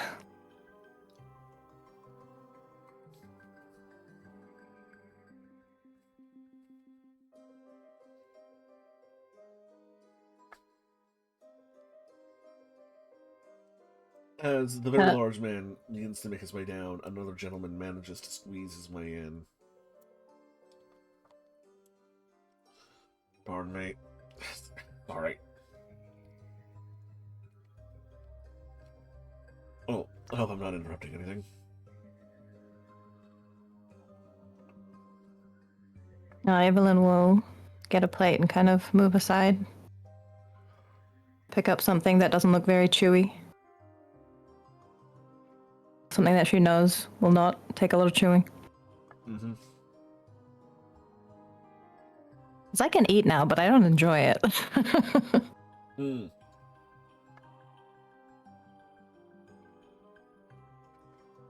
You do so, grabbing what looks to be some bit of fish. Salmon, perhaps cod. Using a large silver fork to fold it over onto your to cut off a bit of it and put on your plate. It is flaky, it is light, it has been cooked in butter. It's pretty nice, actually. But even though you can eat, even though you can appreciate the flavors for now, nothing really hits like Vitae. Mm-hmm. The newest gentleman with the red hair and glasses attempts to keep pace with you along the sort of buffet of the table. You're Miss,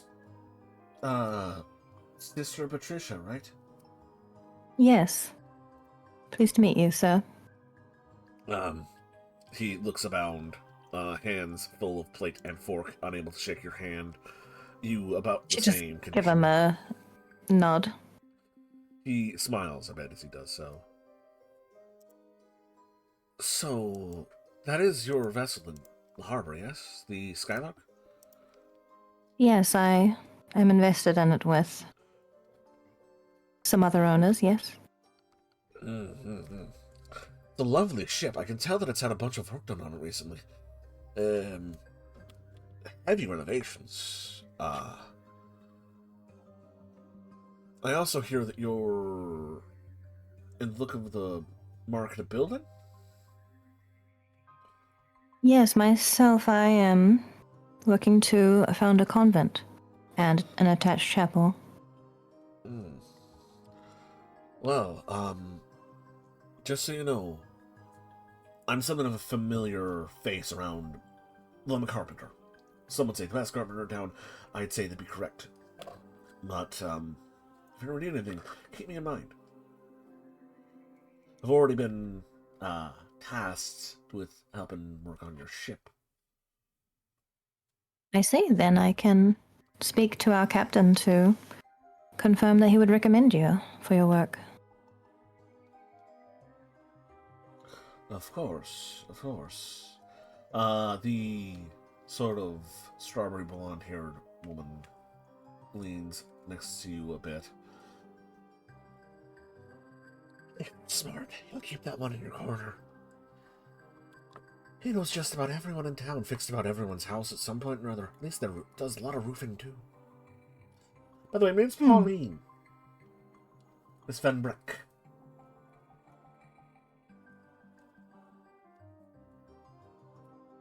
Can't see her last name on over Kristoff's head. Let me look. Nope, still covered up. Pauline Van Brink. I'll type Van into, Brink. Okay. chat. Van Brink. Pleased to meet you, Miss Van Brink. Pleasure's mine. Pleasure's mine. Honestly. Well, I mean, you're a leader of the cloth. I was gonna say I'm surprised the busier bodies haven't snatched you up yet. I'm not quite sure I There's follow. a handful of movers and shakers in town who would love to get the attention of a new party to the landscape with the influence of a ship owner. Yes, I'm quite aware of many eyes upon me tonight. Oh, right, of course, for the money and influence. You being a sister of God and all that, you definitely would be interested in the other eyes that are on you tonight. And there are a few. There are souls that need saving? There are young, eligible men. You're very pretty, love.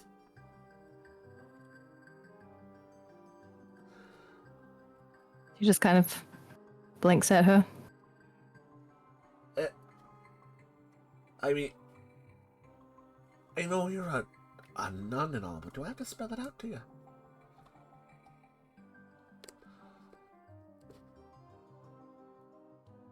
I'm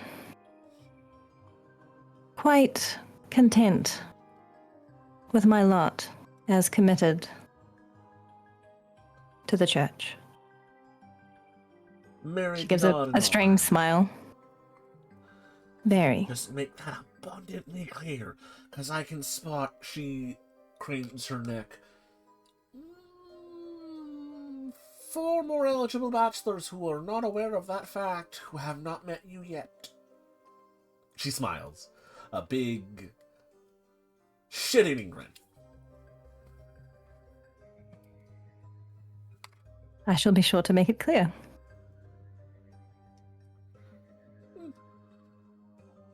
You do that. Oh, and stay away from the clams.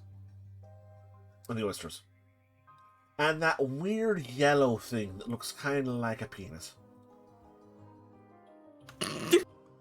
She points at a banana. Is that what they look like?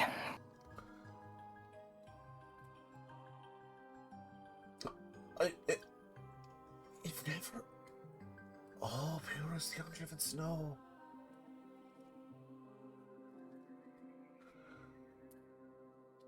She sort of looks at you with a slight bit of disbelief, shrugs it off, and shuffles further down the line. And with that, I am going to roll high or low to see if we cut to Benedict or the Kindread Christoph Power Hour. We're going low with a 1, so we're going to keep going left to right. Towards the center of the display, there is a full roasted deer, held aloft by pins. Its side carved into, like, the side, one of the side shanks carved into, like a roast beef at a buffet. It strides aloft the pineapple in an arrangement of various exotic fruits, a bouquet of bananas rounding the bottom of it, a pile of papayas and mangoes, and such, as well as circling that a number of more common mundane fruits and sort of other meat dishes. The guests around there are sort of oohing and awing at it, while taking off bits and pieces of food to their plates. Anyone who goes for the pineapple gets a bit of a scowl from the staff and thinks better of it. Christoph, look, that is great. She points at the banana, and that's mamwang. She points at the mango. Those are really good, really sweet. Oh, that's... Don't think I've ever seen those. Try them. They're good. Well, you should say so. You grab a plate and just grab both. Just a piece of those two fruits, huh? So here's the thing: neither of them are cut into pieces. They're just whole. So you grab a banana and you grab one of the mangoes, and the young woman across from you picks one of them up and says, weird. My little sister did say that I'd be eating, what do you call it? A sun fruit today. A fruit that fell from the sun, I think she said. She holds up and playfully jiggles one of the mangoes side to side, its skin a ripe, bright red and orange. You have to peel those though. The seed is also unedible. It's got really big seeds, so just eat the meat from both sides. So She is did also those. say someone would choke to death on a seed that was basically a stone. She's always coming with morbid little stories like that. Honestly, half the time they're right. She looks at the mango ghastly at that thought. The gentleman next to you, Christoph, with red hair, focuses a pair of spectacles and says, "Oh, is your little sister still going on about those weird little stories she mumbles on about people?"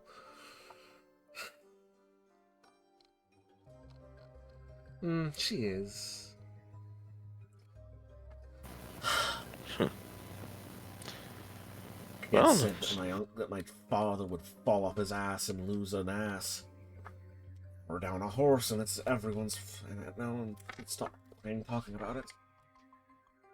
A horse?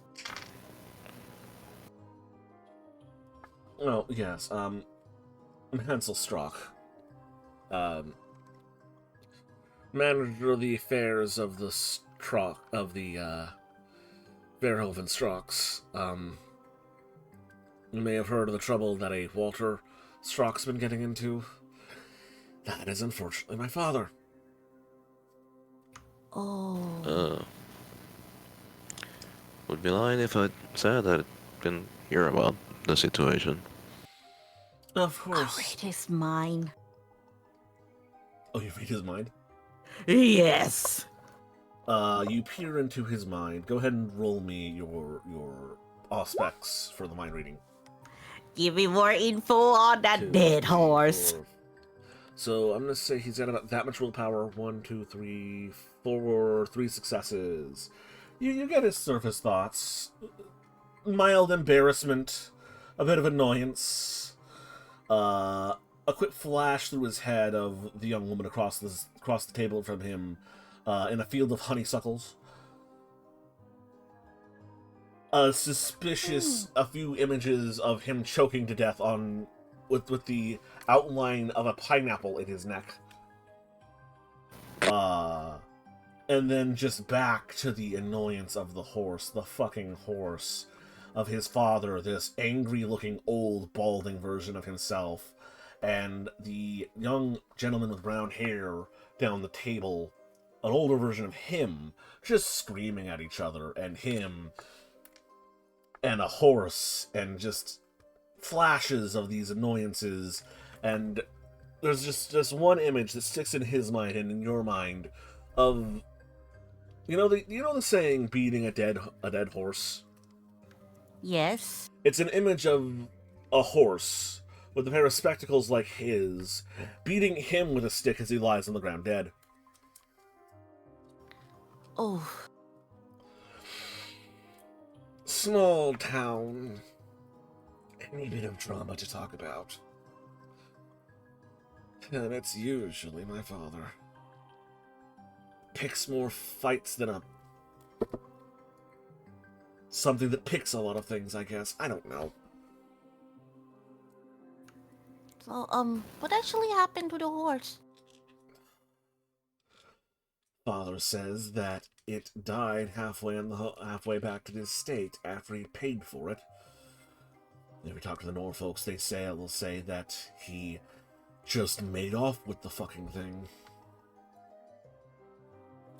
He's an old, fat bastard. He can't just jump on the back of a horse and steal it.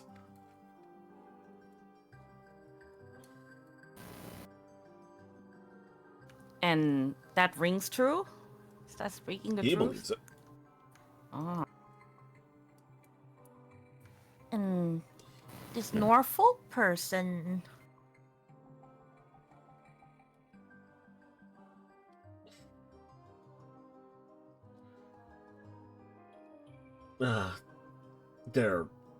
We're in the same business. Our families. It's an excuse to yell at each other for a while and seek a court that doesn't exist assistance in punishing each other. Just another pain in my neck. Oh, they're a court of justice? There's no court in town. We don't have a courthouse or a judge. Oh, then what happens if people commit crime? He leans back and jerks his head towards Mr. Vorman on the other side of the room. He and his deputies lock you up for a while. They'll hold a common law court, but we don't have a judge. We don't have a courthouse. It'll probably just be in the town square. I see. Yeah. Yeah, much the same happens down the townships I'm from.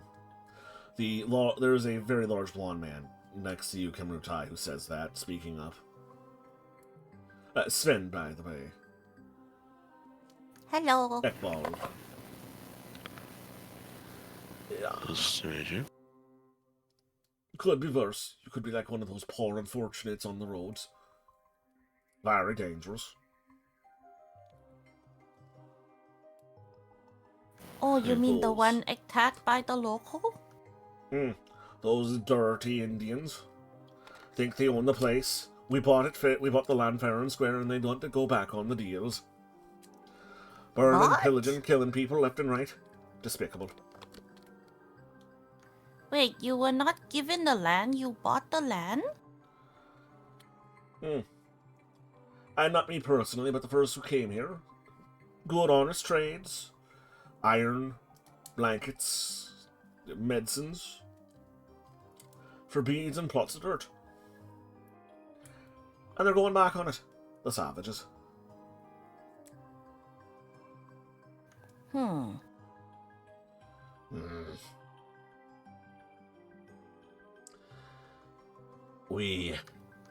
When we first established the port, we spoke with the local Lenape.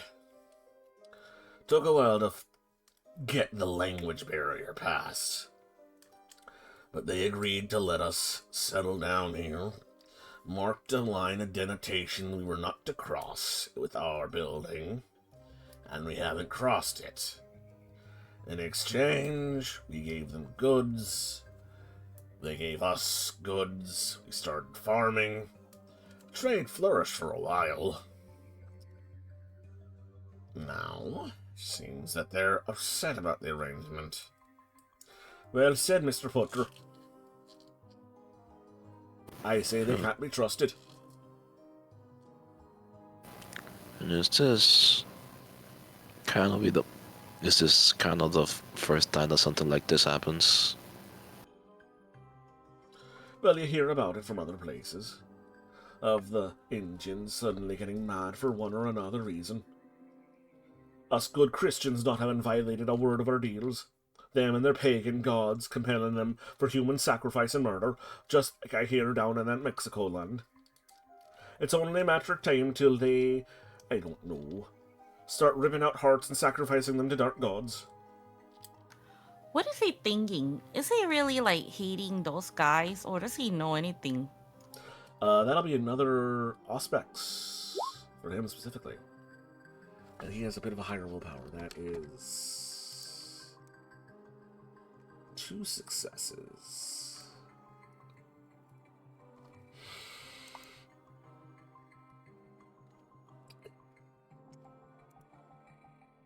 You get some surface thoughts burnt caravans, piles of loot, the sounds of skirmishes and fighting, gunfire, screaming. And he has his aura is red with shades of brown. And, what is that?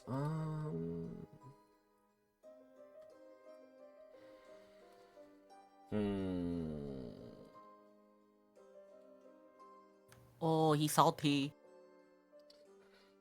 Yeah, there's also dark green in there. And a bit of black. Very dark emotions. Although, there's flashes of it. There's bits of scrambledness and light green. Distrust and anxiety. She's reading his thoughts, not his You're aura. reading his thoughts? I told you the images you saw. Oh, okay. Yeah. Oh, okay. Oh, he angry, he bitter angry. I see. Do you have anything to do with those caravan? Are those you people? No. Although some of them were going to go to the colonies that I am from. I came here to speak with your Mr. Vorman, trying to get a, what do you call it? A militia, party, a coalition between my own colonies in the New Netherlands, in New Sweden, and the New Netherlands here to flush out those savages. Get them gone ye hence, before they do more trouble. Shouldn't we find out why they are angry first? It will be pointless war if we just go and fight with them right away. Maybe that's the reason why they are angry. He interrupts you. Why should we find out why they're angry when they're clearly already violent, savage bastards? Mr. Ekbolt, calm yourself.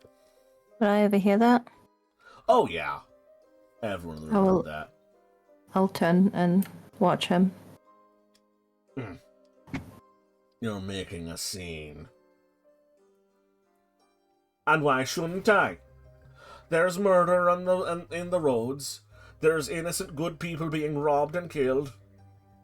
I seem to be the only person who cares about this besides your fucking fancy deer and your fucking fancy fuck fruit. He gestures at one of the bananas. Mr. Ekbold, I assure you, please calm yourself. This is not the time nor the place. Oh, shut it, you fat bastard. I'm getting a little Scottish here. Oh, shut up, you fat bastard. I came here to see if there was a man or murder action amongst this group. Clearly, I'm bloody fucking wrong. I'll not be kicked out, I'll be leaving myself. He huffs in a clearly not attempting to downplay the scene he's playing up almost. Slamming down the plate and the fork he had in his hand against the table before storming out of the room, the crowd dispersing in his wake. Is the vicar still near me? Mm-hmm. I'll ask him, and who is that gentleman? A merchant. Name's Mr. Ekbold, from the colony, several days to the south, about a week's journey, I think. The New Swedish territory.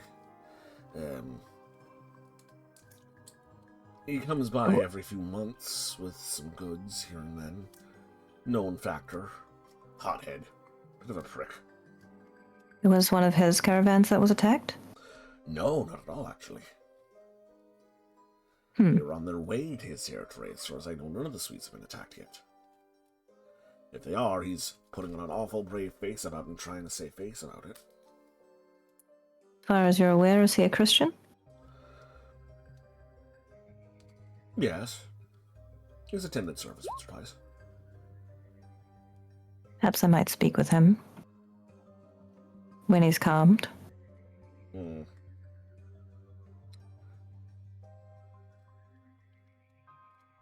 Right.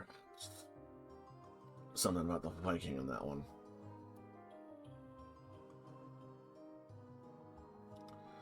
All of the people I've met from that region are quite peaceable. But perhaps I was lucky.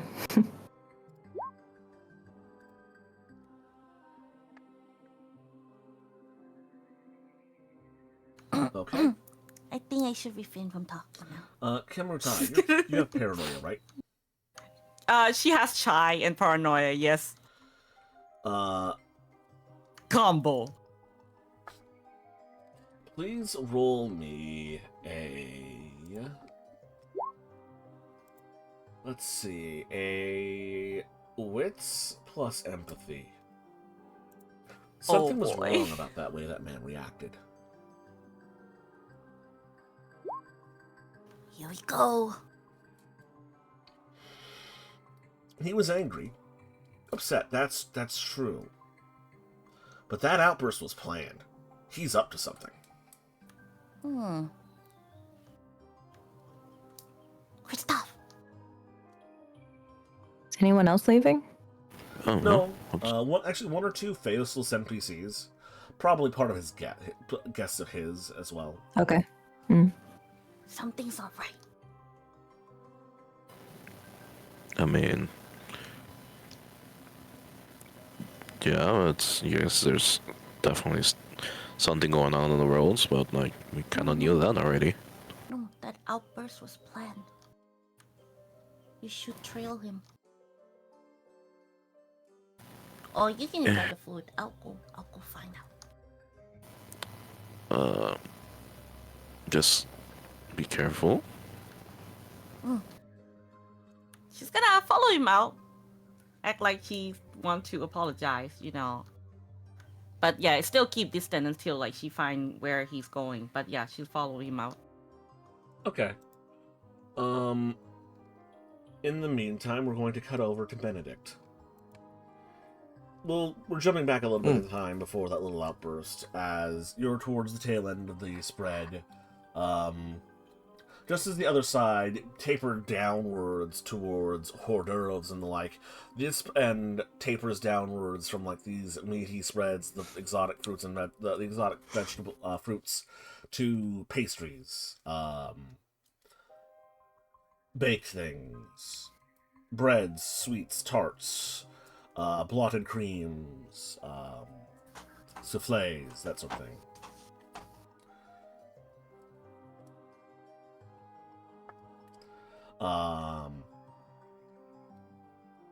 You also found yourself in the company of two gentlemen who are not the best dressed at the party, and one who is just sort of zeroed in on you and sucked towards you. Oh. So, I hear through the grapevine that you're starting something of a fisticuffs ring, hmm? That's right. Didn't know that word was spreading this quickly. Oh, it's not the biggest community. If anything interesting happens, people will be talking about it for ages. I mean, Darren, didn't your dad and Strock's dad get into an argument over a horse a couple of months ago and that still not get resolved worth a damn? Yes. Yes, they did. Thank you for bringing up a month-long headache, Mr. Smith. Oh, think nothing of it.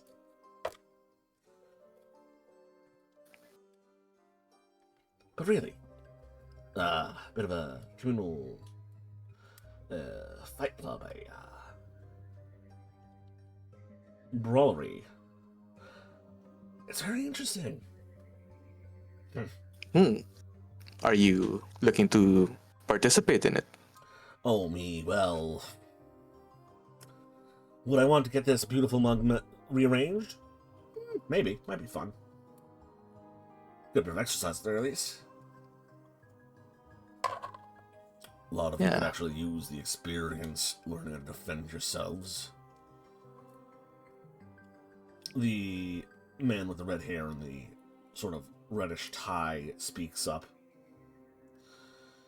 I swear this town's gotten soft in a matter of months, let alone years. Oh, come now. It's a great adventure out here. Doesn't mean that the adventure has to be spent in the bullshitting your guts out trying to club deer over the head. Beavers over the head.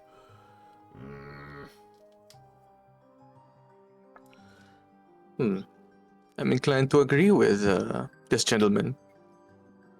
I think a bit of boxing club would help toughen up the citizens of this humble town. Could use it. Couldn't you agree? Could definitely use it. When Vorman lost the election, I thought this place was doomed.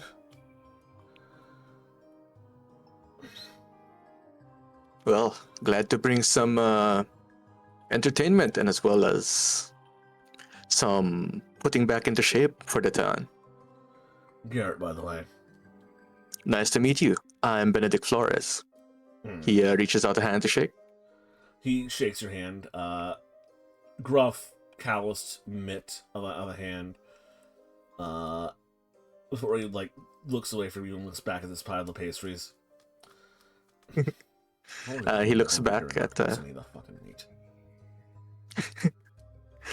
he looks back towards Mr. Smith and Mr. Norfolk, and he reaches out the hand to each of them as well. They introduce themselves as Darren Norfolk and Puckard Smith.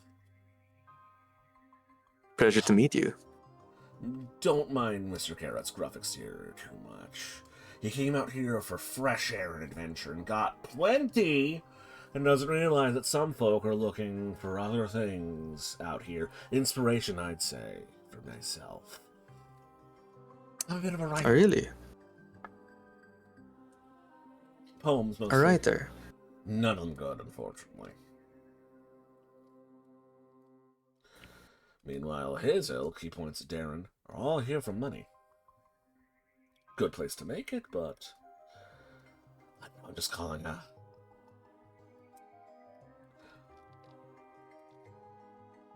I'm just calling it as it is, I suppose. Have you lived here your entire life, or are you traveling here? Oh, you'll find most everyone in this room came here.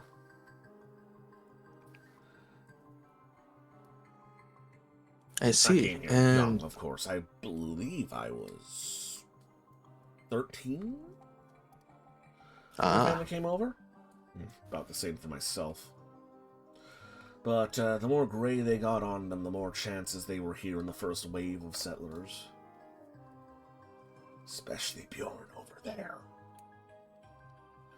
Who was Vorman's bodyguard for a while.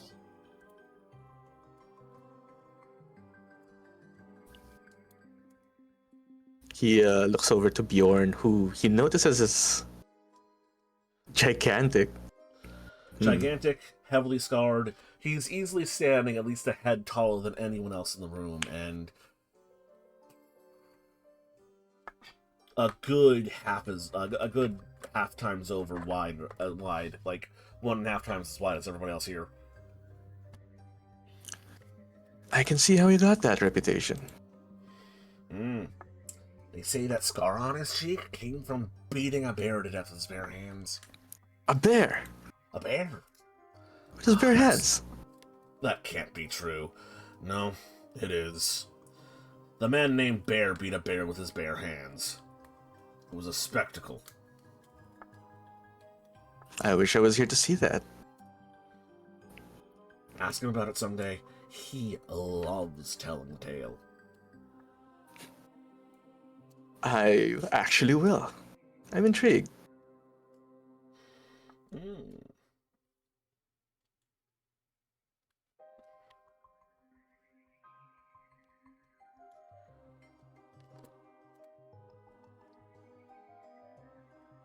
And about that point, the outburst happens. The big speech, the storming out.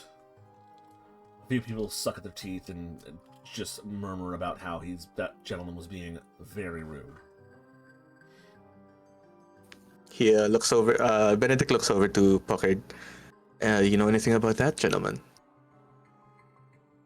Not too much, actually. Come by every now and then.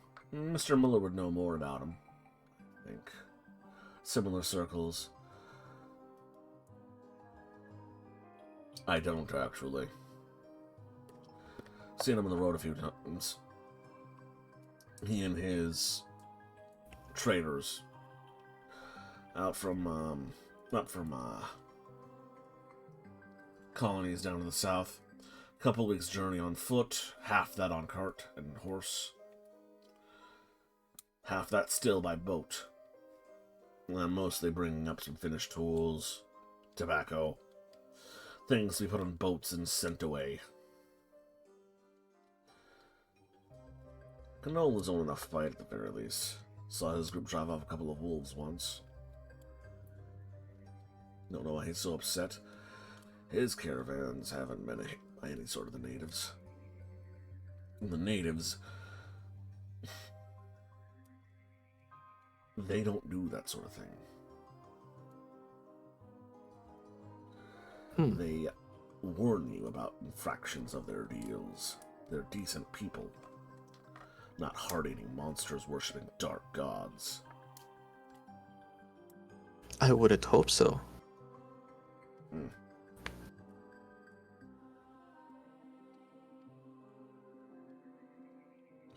Well, it's been a pleasure talking to you all. I'd like to actually talk to Mr. Alberg and ask him about his story with the bear. Maybe get his interest in the boxing club. Would be pretty interesting to have him. You manage to get the bear to join your boxing club, you'll get plenty of people joining in.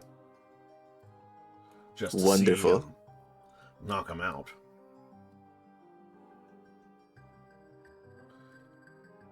Well, it's been a pleasure. I'll be heading off then. I am going to roll another die here to see who we go with next. We either go back to Evelyn, Kristoff, we follow Mutai outside of the tavern, outside of the party, or we follow Benedict as he goes to approach Mr. Adelberg. 1, 2, 3, 4, 5, 6, 7, 8. 5, 6. So, we follow Kenrutai out of the party. Ooh, Into the adventure. gardens just beyond. Oh, she'll keep it low and she'll follow. You're going to creep up behind him.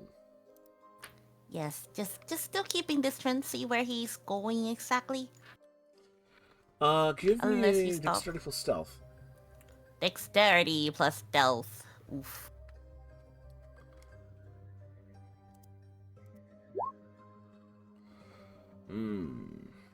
Yeah.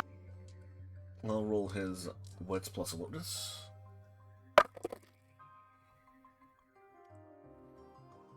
As you leave, he storms off with 2 other gentlemen with him.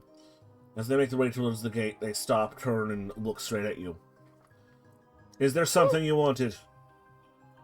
No, I think we got up on the wrong foot. I may have said something to upset you. I just want to apologize.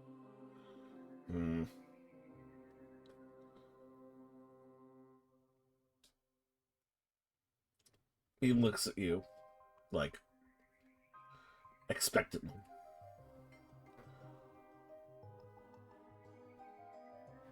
Give him a puppy face. Well, you said you wanted to apologize. I'm waiting. Oh yes. I'm so sorry if I upset you. Sometimes I say things without thinking. I'm very bad. It's not my mother tongue, but still, I shouldn't have done that. I'm so sorry. You look here, strange woman. These lands are dangerous. Their people more dangerous. This is not a place for some soft little lady. You choose your words carefully, and I'm not angry at you. I'm angry at the soft, weak men in that room who think that they're all gonna be fine when there's bastards and murderers out there causing trouble.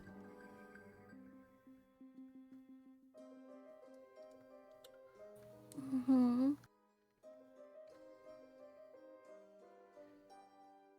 She nods and listens like a good girl.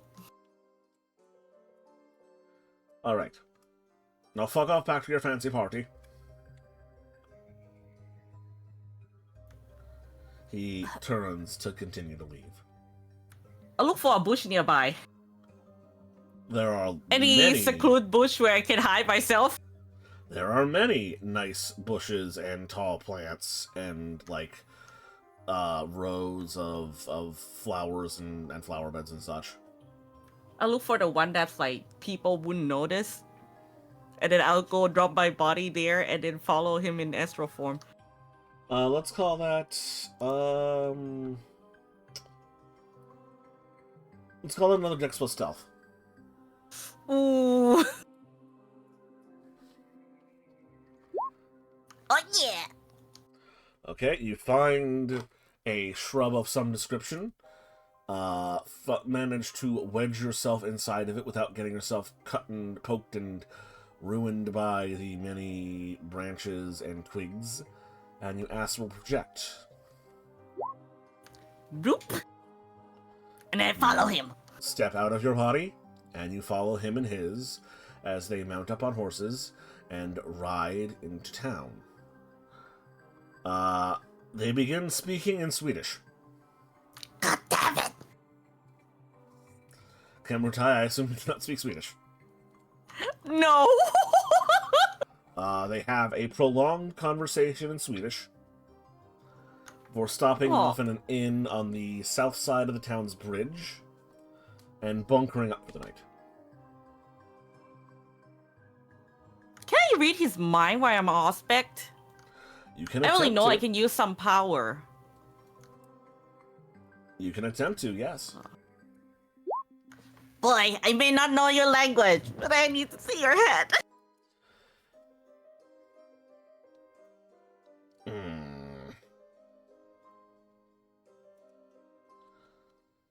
You get flashes of men, white men,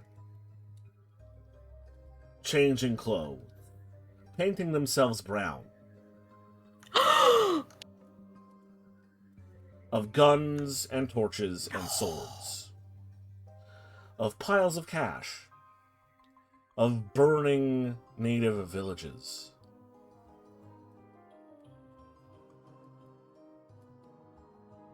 Shit. Of piles of wealth.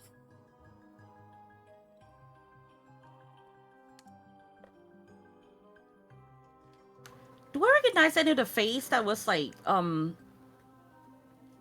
that was, changing their colors and, like, disguising themselves? You don't really recognize any faces from his memories and his thoughts. But he was there. But well, they were his thoughts, and you saw white men covering themselves in brown in his thoughts. Mud or paint, you can't really tell the difference in his thought. Yes. I got my information. I'll come back now. Zoom.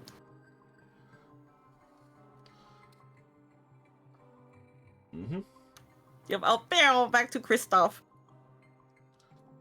As you come back in, a servant, black man, in decently nice clothes, but the similar uniform as Mr. Yusuf, spots you. Excuse me, ma'am. Are you alright? Yes, yes. If you needed to use the facilities, there was the outhouse over there, and there is an internal bathroom. She fluttered. No, I didn't do anything like that. I just need some fresh air. It's You are just in me. the bush, ma'am. It's okay to make the mistake. No, I did not do it. Okay, I will tell nobody, so you keep your dignity, ma'am. Okay, I'm sorry. Thank you.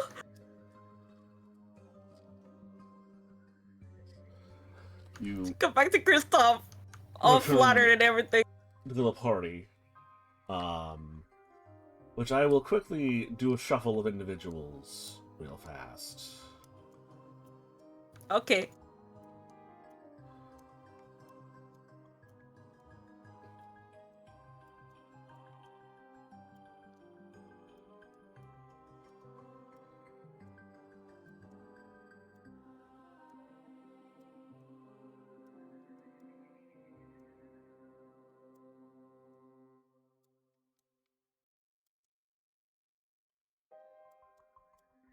Let's zoopity bop.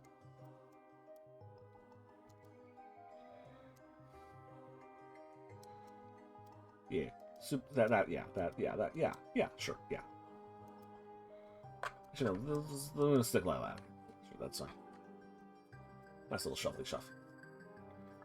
But you return to the party. In the meantime, I'm gonna roll 1, 2, 3, 4, 5, 6, 7, 8, 9. 1, 2, 3, 4, 5. So Kristoff. Gambertai excused herself from the party, and the group has shuffled itself around a little bit. You now find yourself somewhat surrounded by newer faces. The same sort of exhausted-looking gentleman with glasses, a couple of lovely young women, and a frankly near-giant man. The man with the white hair, by the by, stands a good, 6'2", which, for this time period, was fucking huge. Actually, probably closer to 6'5". Still, huge for the time period. Also, still pretty big.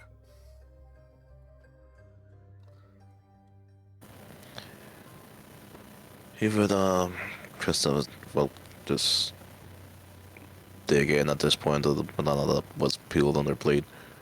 Kind of just stopping in their tracks at the side of the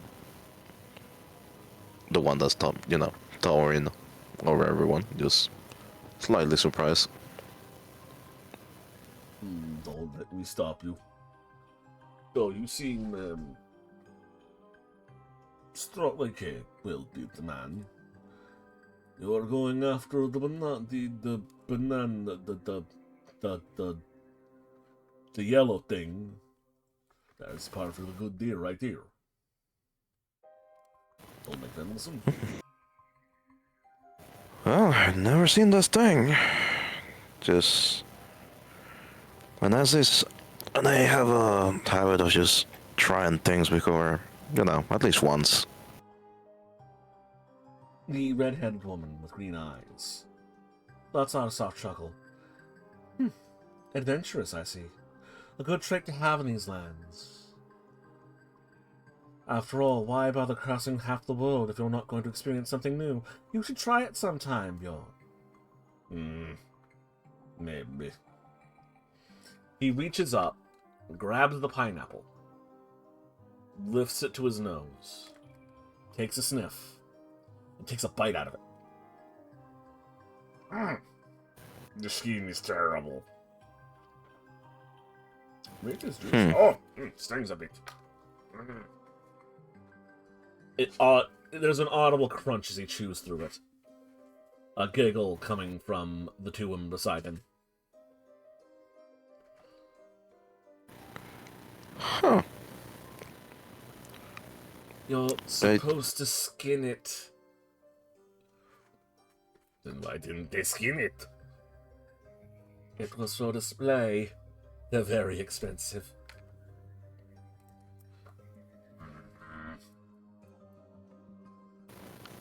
Well, there's an easy way in the fruit now, I guess.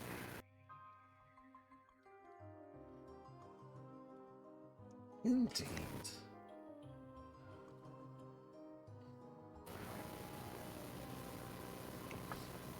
Name's Kristoff, by the way.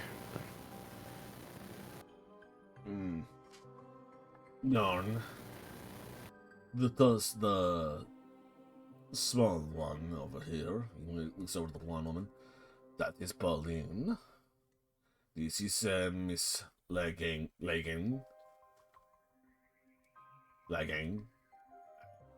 I'm sorry, I don't Irish names. Say Legging. Yeah. Thank you. A pleasure, Mr. Von Castile. Or should it be Pleasure is Mr. mine. Castile? What's that, sorry? Or should it just be Mr. Castile?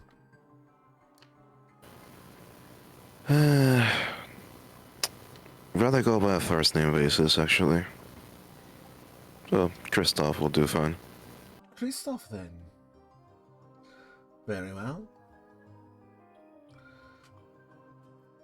So I've heard that it is your boat that sits in the harbour. Or at least you own a share in it.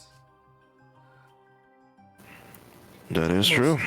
Most folks who could afford such a venture would not have come this far. No doubt had some holdings back in the old world to keep them nailed down. What brings you to our fair burg? Well, as you could say, just a brand new start. Indeed. No. Don't have much ties to the old world anyways. As he says that, he takes a bite out of the banana.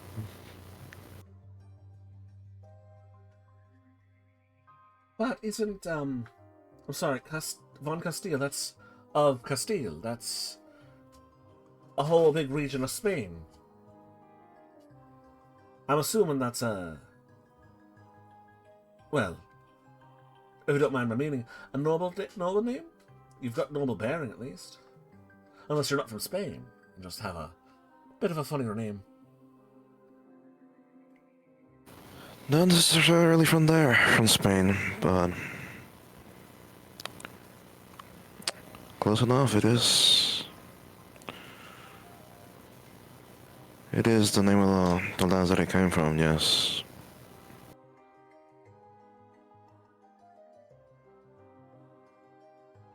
At least I do, she. The gentleman in glasses stares at you for a moment, and in fluent German. Oh, you're not from Castile. We're from Castell, in the Holy Roman Empire. He turns around and just blinks at them for a second before answering in back in German. Yeah, I see you're familiar then. My part of my family is from Germany. My uncle, he taught me before we left the tongue. It's good to know the world, especially if I ever intend to go and tour Europe. I unfortunately don't think I'll get the chance. Such troubles here. That fucking horse. Well, He mutters that, of course.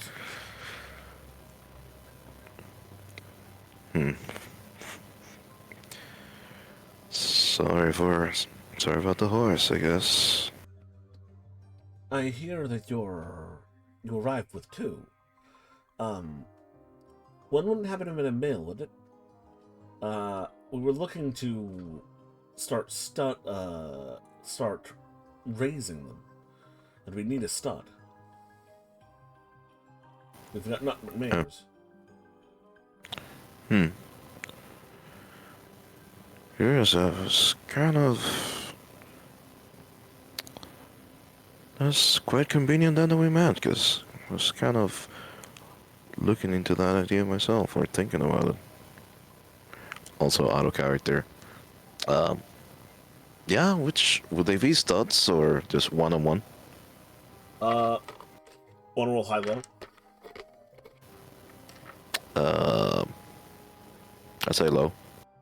Okay, low is male. Rolling 2 dice.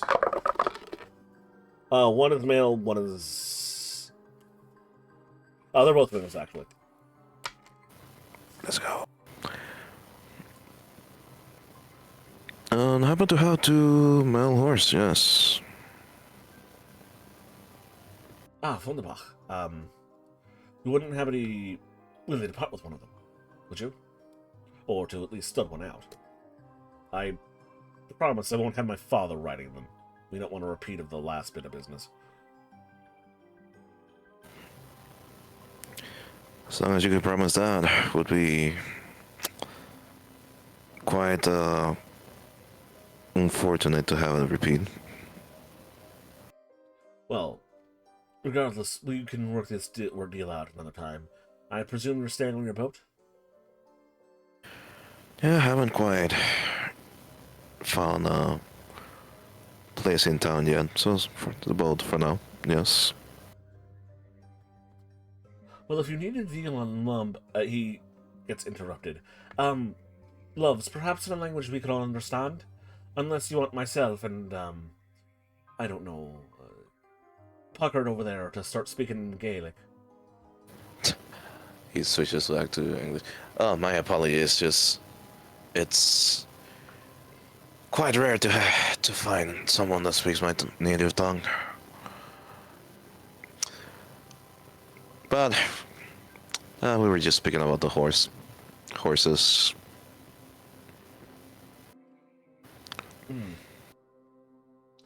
Of course, the talk of the town. How is your father, by the way, Hansel? As he always is. Thank you. Hansel is visibly bothered when she says that. Like, his body tenses up, he squints, has a bit of a forced smile.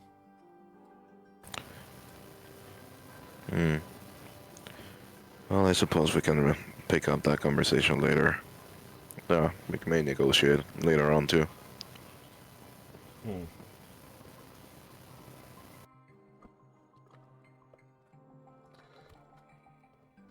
Asking if there's anyone you would like to try to gravitate towards or talk to in particular, Kristoff, or otherwise I'm going to be rolling a die. Let's see what we go to next. No one in particular just yet. So, Okay. yeah, go ahead. Hi. We're gonna go over to Evelyn. Evelyn, a whole new group of faces have gravitated over towards you.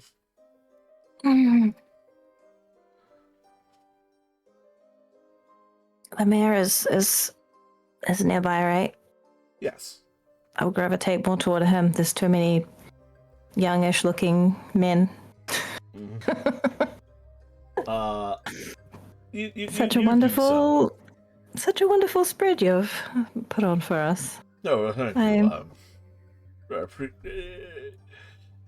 I wish to show what is of our firm of reach.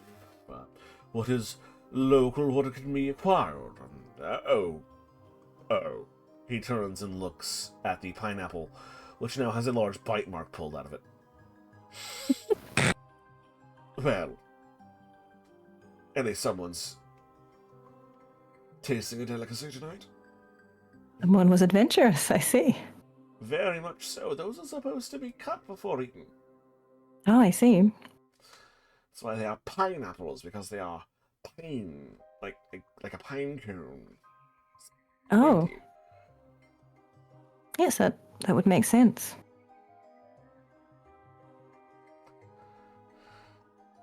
It would, wouldn't it? But, no one's ever accused Bjorn of being sensible. You say, here as a young man comes up from off to your side. Not touching or anything, just being nearby, inserting themselves in the conversation. Well, we all have our strengths and such. And he has about the strength of half the room, I'd say. I can imagine. If you turn and look at him, he begins suggestively eating a banana. She's pointedly not looking at him. Very well then. Continuing onwards. Lot of frippery and a waste of money, I'd say, Mr. Cameron. Well, that's a good thing that's my money being wasted, Hubert. Unless you're going to accuse me of embezzling public funds when I've only been mayor for a month. Be so crass. What would you suggest such funds should be put toward? I've heard that there are some other buildings that maybe the town might require. I would have suggested reinvesting it into the economy. Thus far, we have been relying on, well, small mining operations in the hills. With the funds we're going to be taking to build this man's opera house, the opera house will be grand and it will draw people from all around the region, even from as far east as Italia, sir. Regardless, there's good stone in the hills, and rich ore veins of iron and coal. I would have invested in quarry and mining operations. Bring in workers and laborers, grow the town, grow the industry, maybe even get a steelworks put in. We might do all that for the price of this meal? No. But for the I price of see. an opera house, absolutely could be done. The people voted for what they voted for, my friend. What can I say?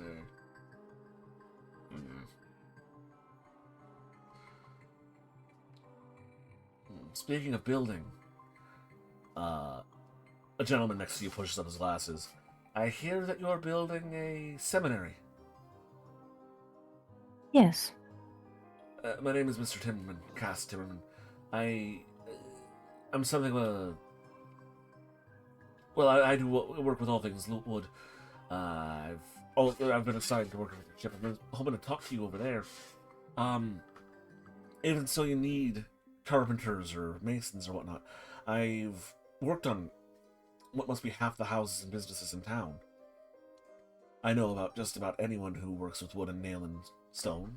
You need it. Yes, I will be in need of masons and carpenters once I have the land acquired and the funding secured. I appreciate your interest. And, Mr. Mayor, have you any opinions of Mr. Timmerman's skill? Oh, If I may yes, ask? you see the railings up there for the stairs? Should you glance up? They're very nice, polished wooden railings, yes.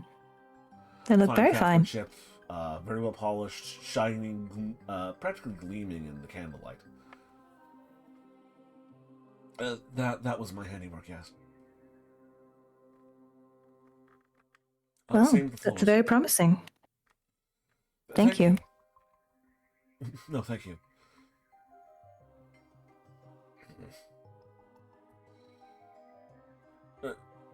Miss Bouchard. No, Miss Patricia? If it's easier, you can say Patricia, Sister Patricia. Yes. Miss Patricia.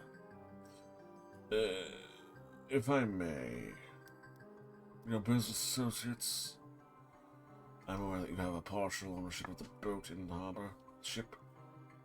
Yes. Might I speak to the lot of you in private after this fair?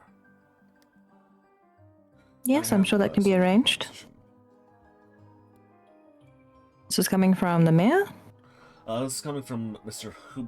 Hubert Potter. May I inquire... The man with the red hair that's graying. May I inquire the manner of... A business? commercial interest. Particularly in shipping. I see. I shall speak with them and see if we can arrange that. Although your construction inquiries could also be of use, I own several of the larger wood mills in the region. Very well, thank you. He nods. See, Cameron, your party is worth something after all. I was able to get some work done. Is that not right, Mr. Timmerman? Sure thing. Yes.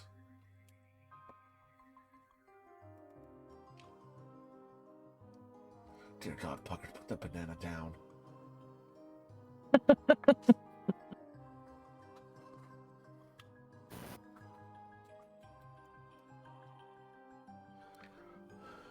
Is there anything else you would like to further gain from this clustering of gentlemen, Evelyn? Or would you like to try to maneuver away and around? Yeah, I think I've had enough of these people. Right, we are going to switch over to Benedict, and then we're going to have Kemrutai return after her astral projections. Who do I have the pleasure of seeing? Your group has cycled partially. The captain has joined you, as has the the militia captain and a young woman. The hunter, actually, the hunter definitely would have swapped positions with somebody because he was complaining about not getting any venison. So I'm gonna switch him over around here, and I'm gonna drag over.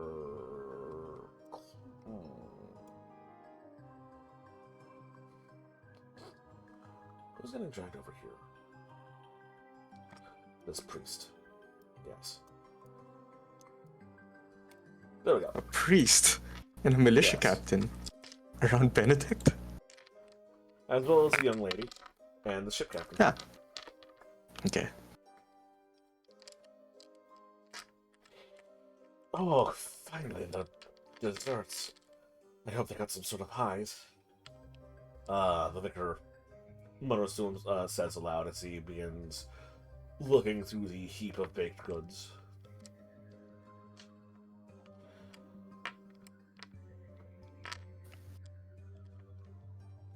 You seem to be famished. Been busy Well, socializing?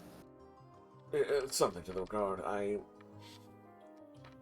Well, the baked goods of these sorts, you don't get them very often.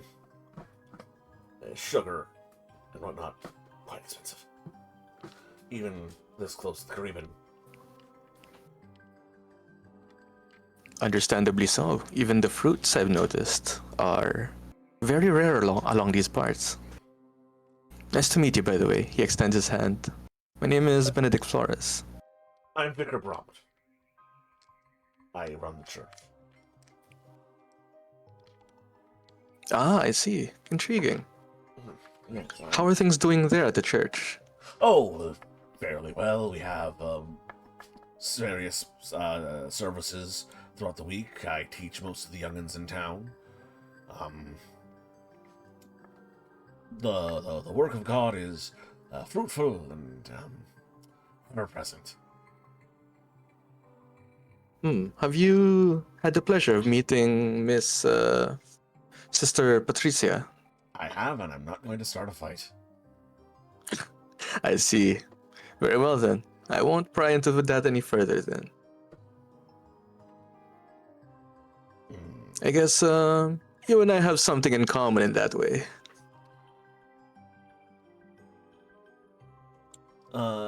At this point, the Mr. Vorman butts in. You and your compatriot having a bit of a disagreement.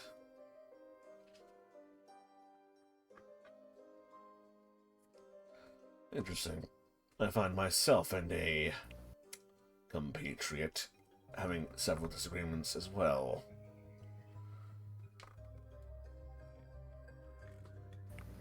Sorry, who out of character? Who's saying this? This is Mr. Gabor Vorman.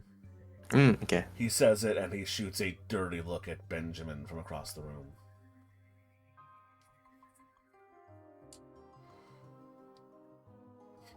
Priorities need to be straightened out in several regards. I think.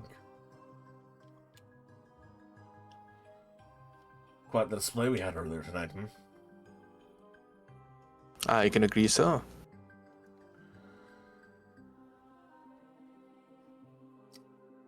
So, may I ask, what exactly do you have against him? Well, for one, As soon as this... I used to be the head of this expedition. Once we reached about 1,000 people in the main settlement, this town, I called for elections. And who wins with the man with the fattest bags of coins? Of course, he gave me the position of guard captain and militia captain. My concerns were mostly with security. And he said, oh, it'll be a win-win, Foreman. You'll get all the money you need to get the town safe, Foreman. And here we are, in a nice, lovely party with tropical fruits and no town wall. Interesting. Well, I can clearly see how you disagree with him. I would agree more with your sentiments.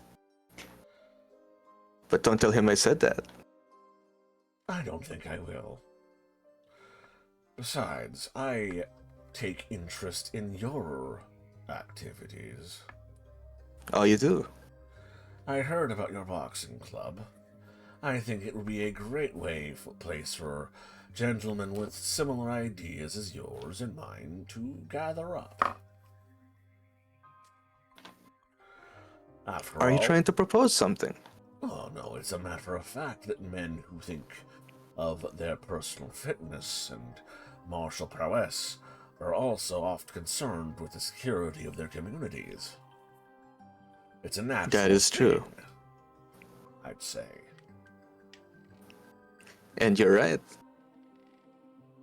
I'll see if there's anything I can do to help toughen up the people of this town.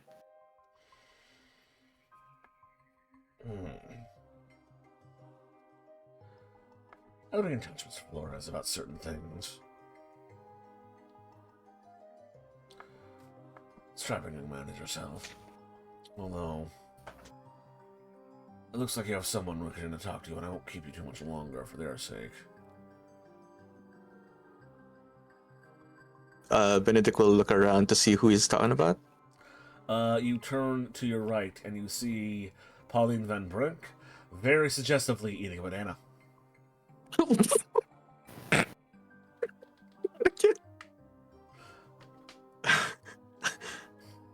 Oh, hello there. How are you? Come to this part of the spread that often, Yeah, I just arrived. I couldn't understand you well with the banana in your mouth. She takes a bite, chews a couple of times, and swallows. I said, you come to this part of the party very often, then, Oh, yes, we were invited by the Mayor Benjamin himself. Oh, It's been an honor. Well, that is a big honor. Mr. Cameron throws some very interesting soirees.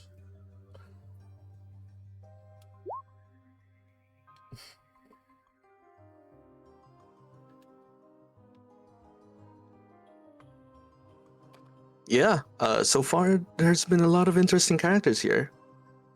And what's your story? Well, me and my family moved out here when I was a wee lass. Exploration, finding the new world and all that. New opportunities and what have you. Hey, Benedict, what's your humanity? 6. 6. Okay.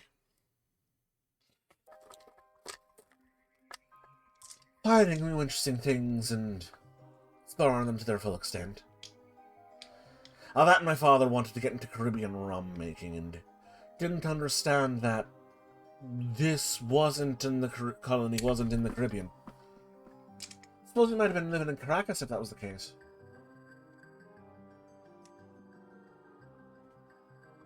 That's a bit unfortunate. Oh no, I can't stand the heat. I'd say I dodged a bit of danger there. She continues to suggestively eat a banana.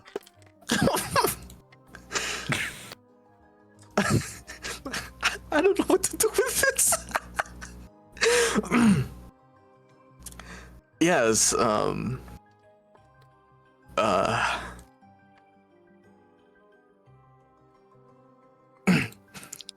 don't know what else to say.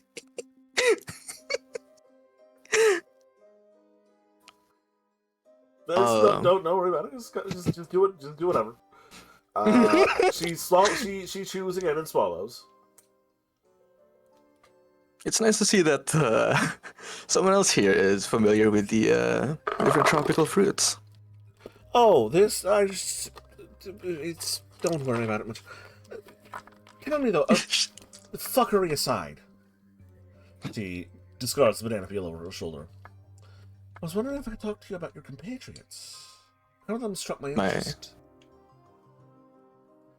What about them? Priestess and the big fella. What's their story? Let's see. What do I know about them? I know about the priestess that she is here to start a is covenant the right word? Out of character? A mission. Convent. Convent. Convent, yes. She's here to start a convent. She's already looking into set up a place of worship somewhere around the north side. On a mission from God, then. That's right.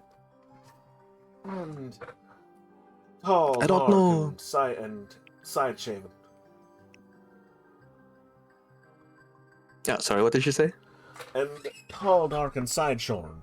She gestures a thumb over at Kristoff. Oh, him. I don't know much about him. He's been a mystery the whole time. But I know that he is a skilled negotiator, I would say. You notice anything interesting about him? You spend much time with him, by chance? Say, him only coming out at night, or... I don't know, doing queer things, odd things.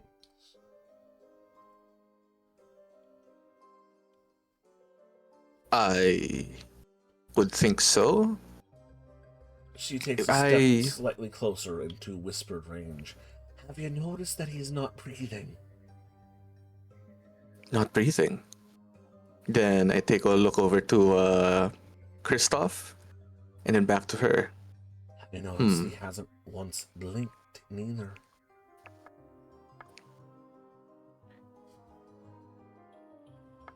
Let me see about that.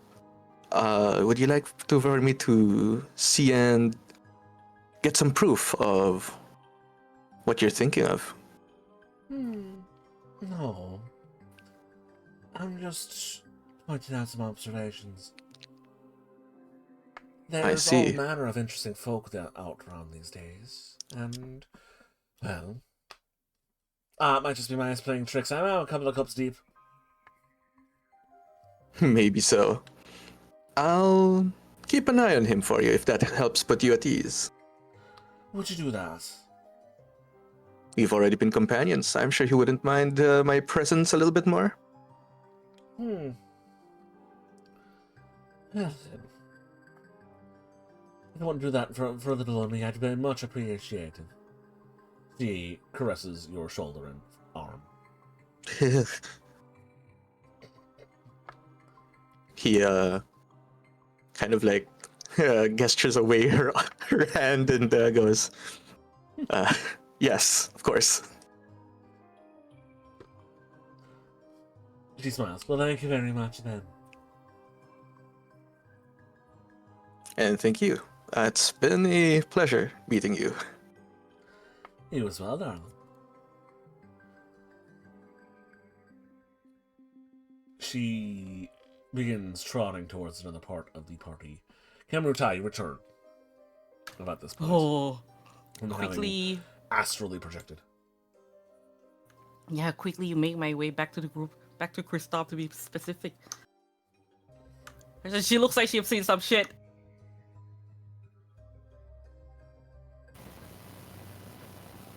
Hey, welcome. Oh, what's wrong? I'll tell you later. Huh, sure thing, I guess. Oh my god. Also, hey, you were right about this thing. He points at the banana peel at this point. He would have beaten it. It's good, right? I know, right? Where'd the pineapple go? The pineapple's still there. There's just a a large chunk taken out of it. Did somebody take a bite in that? Yeah. It No, didn't taste so bad after the first bit of chewing. Huh? Someone you're not told supposed me that to I needed eat it. my knife. Yes, you're supposed to peel it first. Everyone keeps telling me that now. Oh, here, give me a knife. She'll peel it for them. Oh, thank you, Mr. Lady. She peel it and cut into pieces and then just hand it to them. To be fair, it's literally the first time I've seen the thing, so couldn't warn you even if I wanted.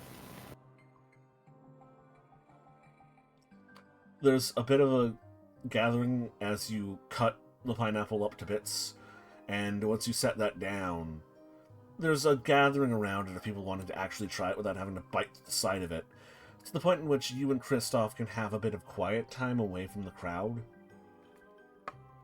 Okay, Kristoff. You know what I found out? That man from earlier, the one that was yelling. Just calm down. Just keep it low. She took a deep breath. It was him all along. He and his men, they disguised themselves as the natives, and he attacked that caravan. His people attacked the caravan. That's big accusation there. It's not big accusation. I saw in his memory. I followed him out, and then he found me. So I had to send my other self out, and I followed him to his place, and that's where I saw in his memory.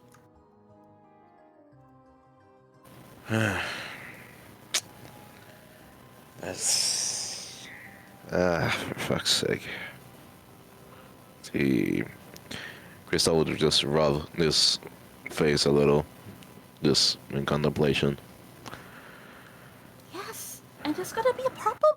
He tried to start war with the natives.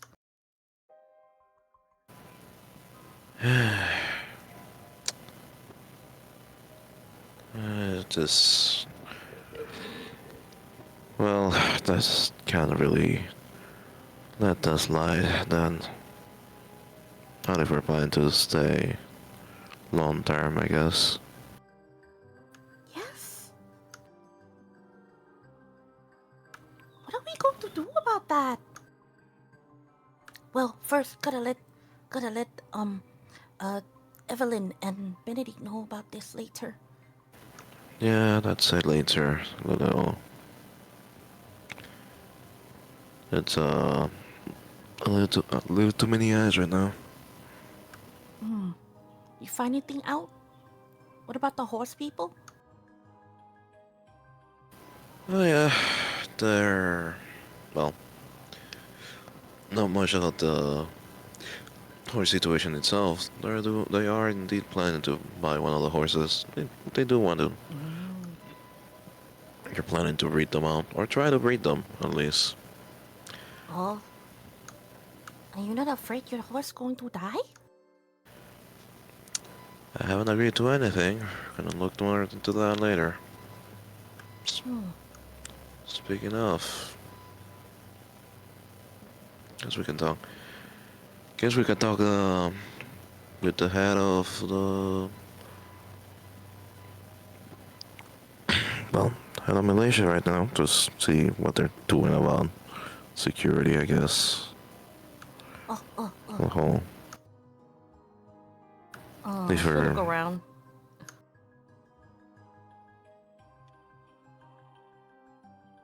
You look around. What are you looking for exactly? Look for Mr. Warman. He's around. He's still off to the edges. He's at this point just about finishing his conversation with Benedict. Oh, there, right there, right there. Oh, alright, good.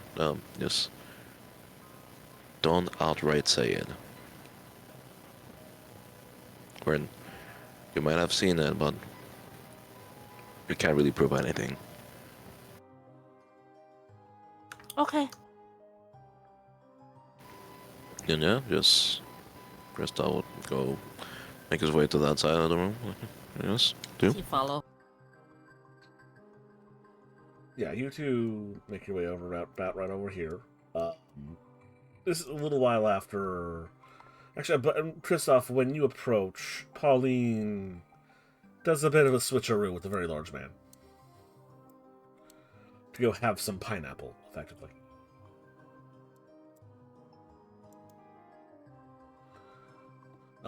Yeah. Damn, so I you approach. forgot to take a piece of the pineapple. Damn. You still want it? I can go get it really quick.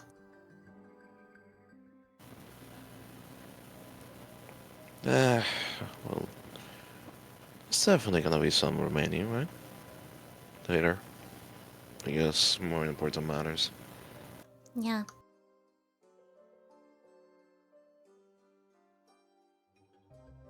Oh, Benedict, hi. Hello. How Mm. has your interactions been so far?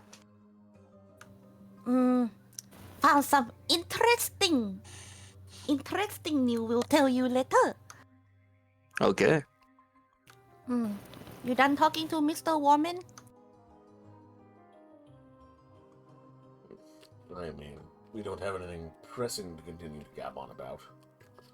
Oh, hello. Did you need me or something? Look at Kristoff. Well, just kind of the curiosity peaked at the quite apparent issue that we have with the natives. Apparently, looking at the scene from earlier.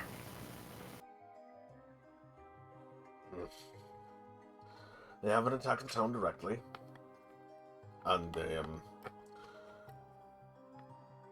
we do have enough men to drive off of such a raid, I believe. But as I was telling a friend here a little while ago, I'd feel much better at night if the town itself had something of a wall. DM, I would like to read his mind this whole conversation. Okay, go ahead and roll for your aspects. That is one success. You get some blurry surface thoughts. Okay. I'll tell you when I think particularly stands out. You do see a thought of Benjamin, Mr. Cameron's head on the body of a pig, as well as the flash of a palisade wall, which is effectively just like the straight trunks of trees carved into a spike at the end and then driven into the ground to make a makeshift wall. Nothing, in his mind, it doesn't even have to be that, like, complicated or built up as, say, even a castle wall. Is what you're getting. Then there's a flash of another room, and maybe even this house. Is this something you would need to discuss in private? There's a drawing room. A door down from here.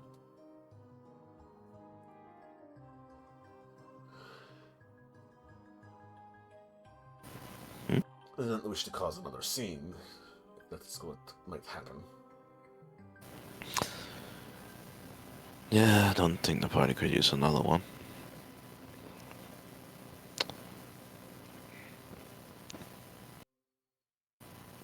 But yeah, I guess just wondering, is it, well, this is the first time that such a thing happens. Like,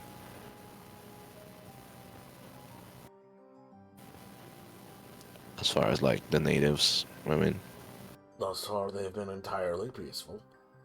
We've had no trouble with them.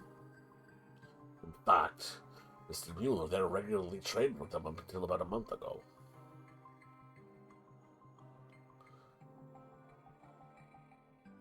He even speaks their language. hmm.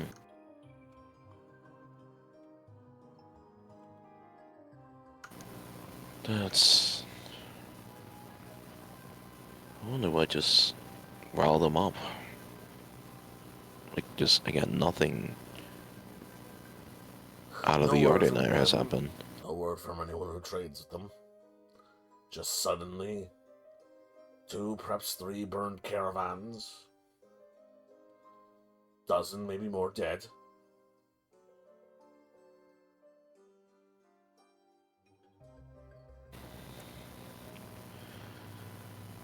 Well,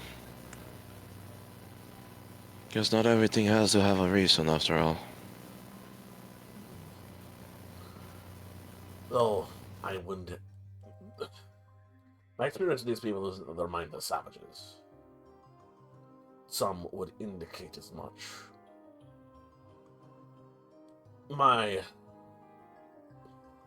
Let's adjourn somewhere else. He gestures for you to follow him. I would. I follow too. Takes you to another part of the mansion. A drawing room off to the side. Dark, lit by a few candles in a candelabra in the let's call it chandelier, and the lights from the streets and the moon and what have you.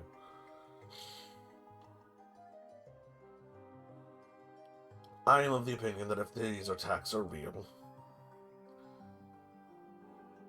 then odds may be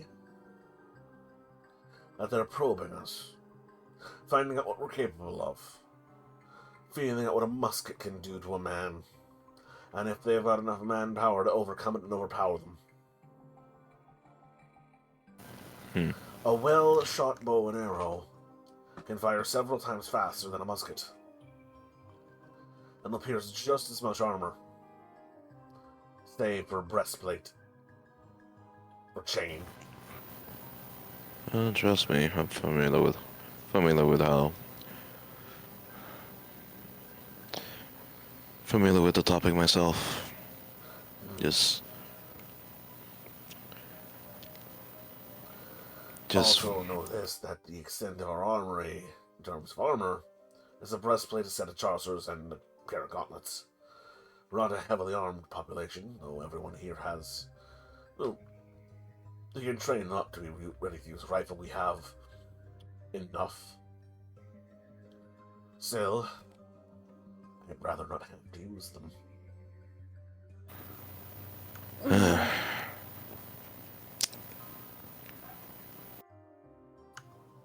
Mr. Warman, you seem very, very wise in warfare. Well, I used to be part of the Dutch Merchant Marines, serving in the in the West India Company.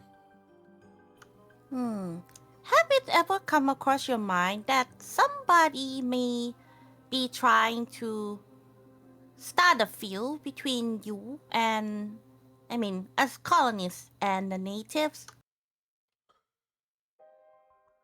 Why would they do something like that? What's More their land? game?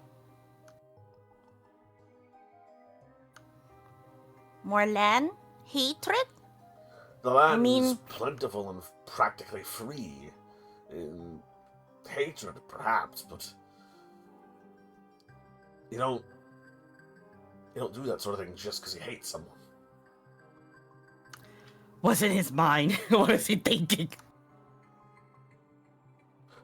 This is weird. Hmm? His thoughts are that your train of thought is odd. He's not ruling it outright, but he needs some sort of proof or some sort of motive before he believe it. Like, it seems like a flight of fancy from someone who does not know the heart of men in his mind.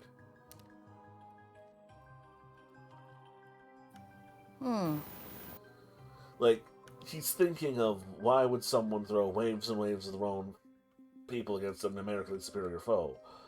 Why would someone think that they could do such thing, get away with such thing? And that the natives, if this is the case, either didn't know how strong, how dangerous muskets were, or figured they could steal enough to have enough, you know? Oh, Those are a royalty few of the started thoughts. war for less. But, well, She looks like she's drinking right now. Loading.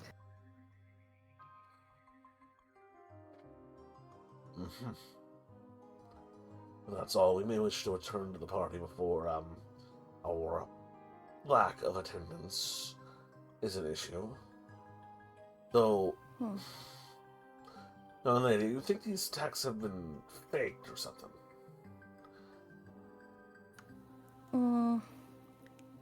Mr. Roman, how much do you see yourself as a man of religion? I am the model of a gentleman. What does that mean? Oh, I'm sorry. I thought you asked him. I heard. How much do you consider yourself a gentleman? What'd you say? Religion. Yeah. How much he consider himself religious? Oh, religious. Okay. I believe in God. I fear God as much as any other Christian.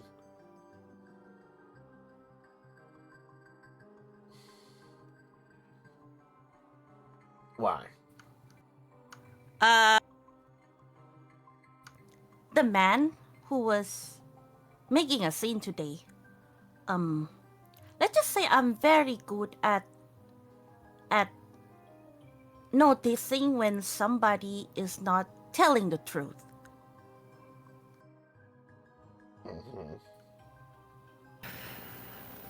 And I can fucking vouch for that, that's for sure. Can't really lie around this one.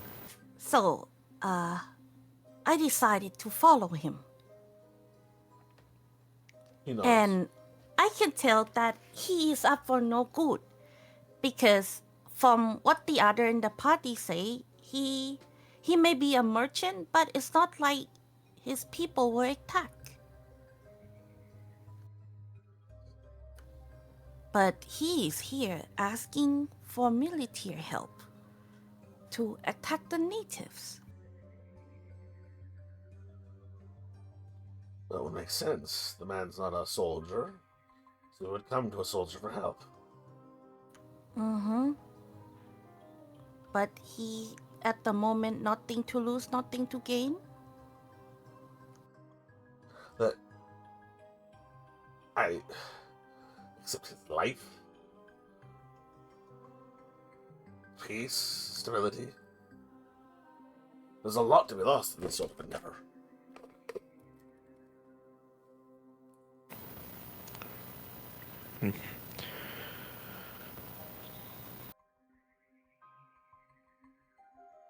Yeah, then why is he trying so hard to get the military help? And to push this attack against the natives?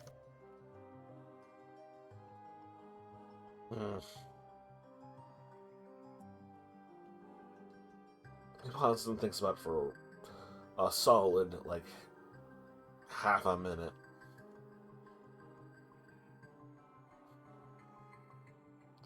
Look, I can't go and arrest the man. He's not a citizen of the colony for no reason.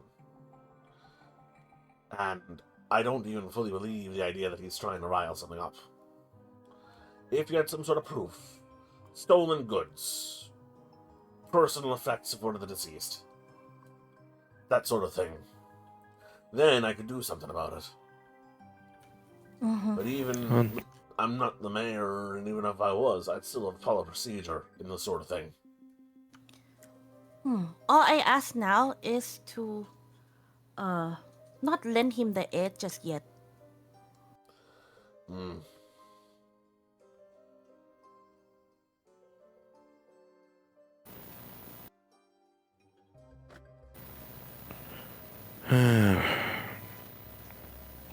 want, ma'am?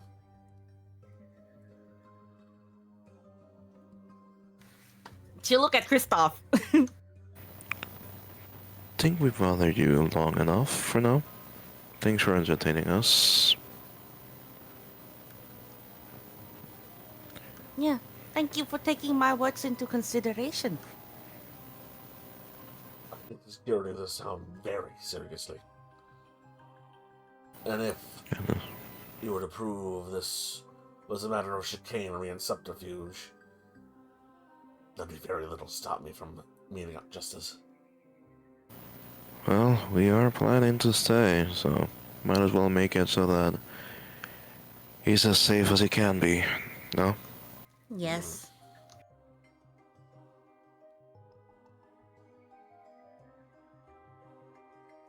So yeah, we'll leave him be. Yep, so you return to the party. He eventually does himself.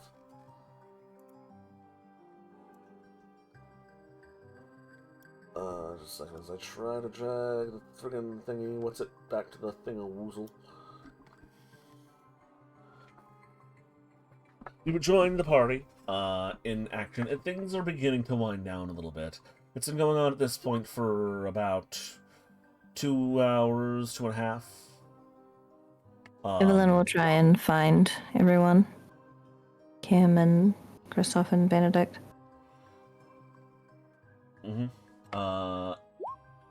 You do. Do you also try to gather up your compatriots? Not yet. She's just gonna tell them that, there's a businessman who wants to speak with us with a proposition about trade, it seems, to do with our ship. Cameron Ty, you're paranoid, right? Super. Wits plus alertness. Ah!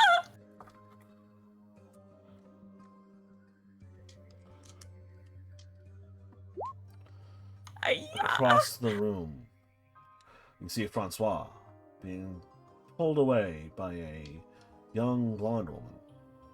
She's going to kill him! Francois! Oh god. Qu'est-ce qu'on fait?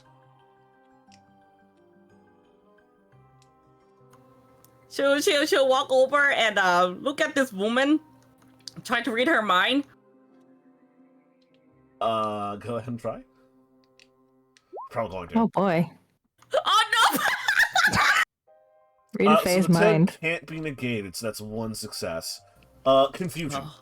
You have thoughts of confusion, flashes of Wait, I don't think Francois, she's a fae. of roses, of a hill, of now you, and a lot of confusion. You think she wants to bury Francois under a hill. She'll believe take that's- Francois out. Francois, come here. That was Everyone's gonna try and come over. Matt, you drag him away. Drag him back to Kristoff.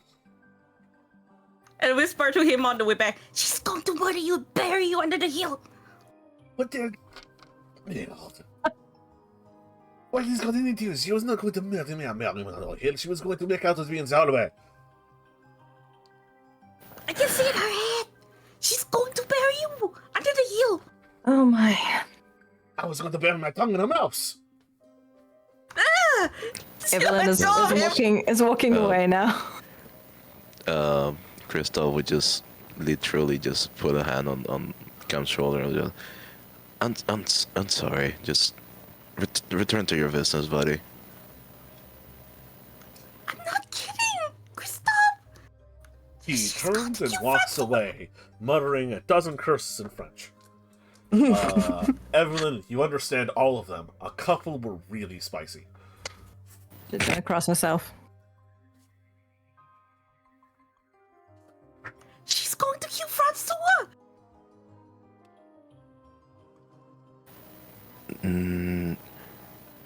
Does she look No. like she can kill him?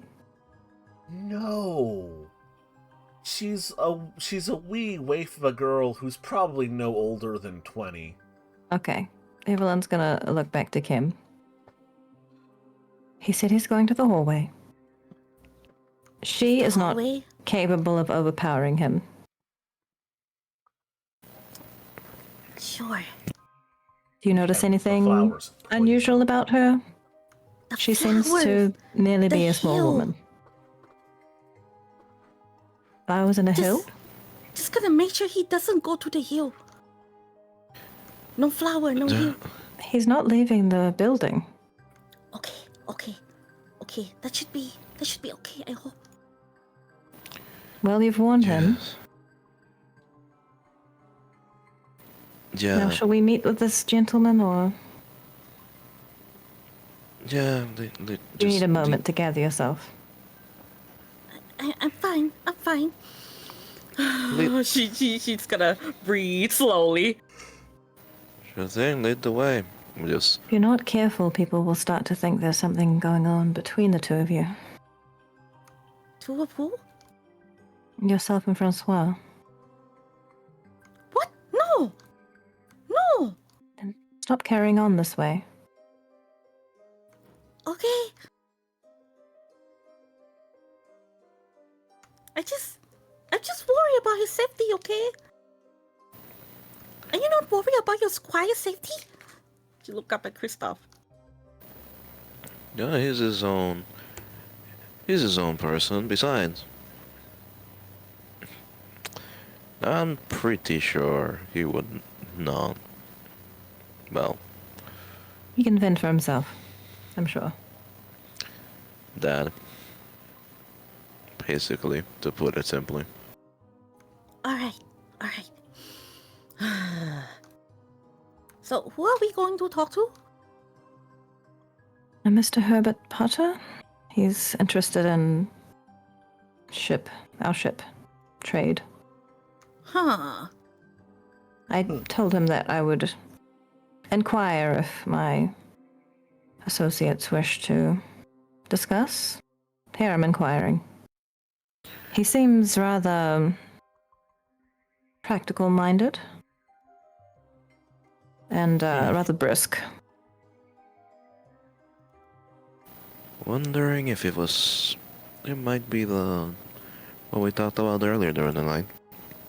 So yeah, we'll definitely accompany you on that one. All right, All let right. me get his attention.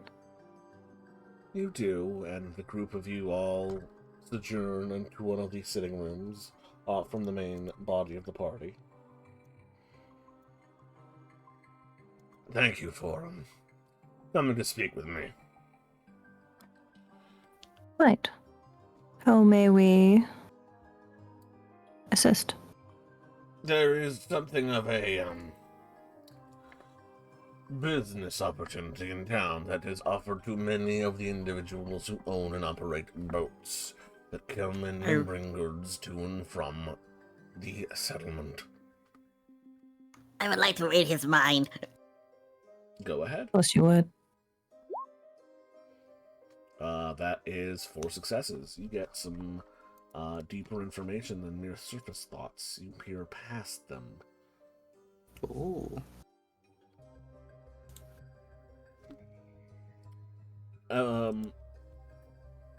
Kim, you peer past his surface thoughts, into his mind a bit more directly.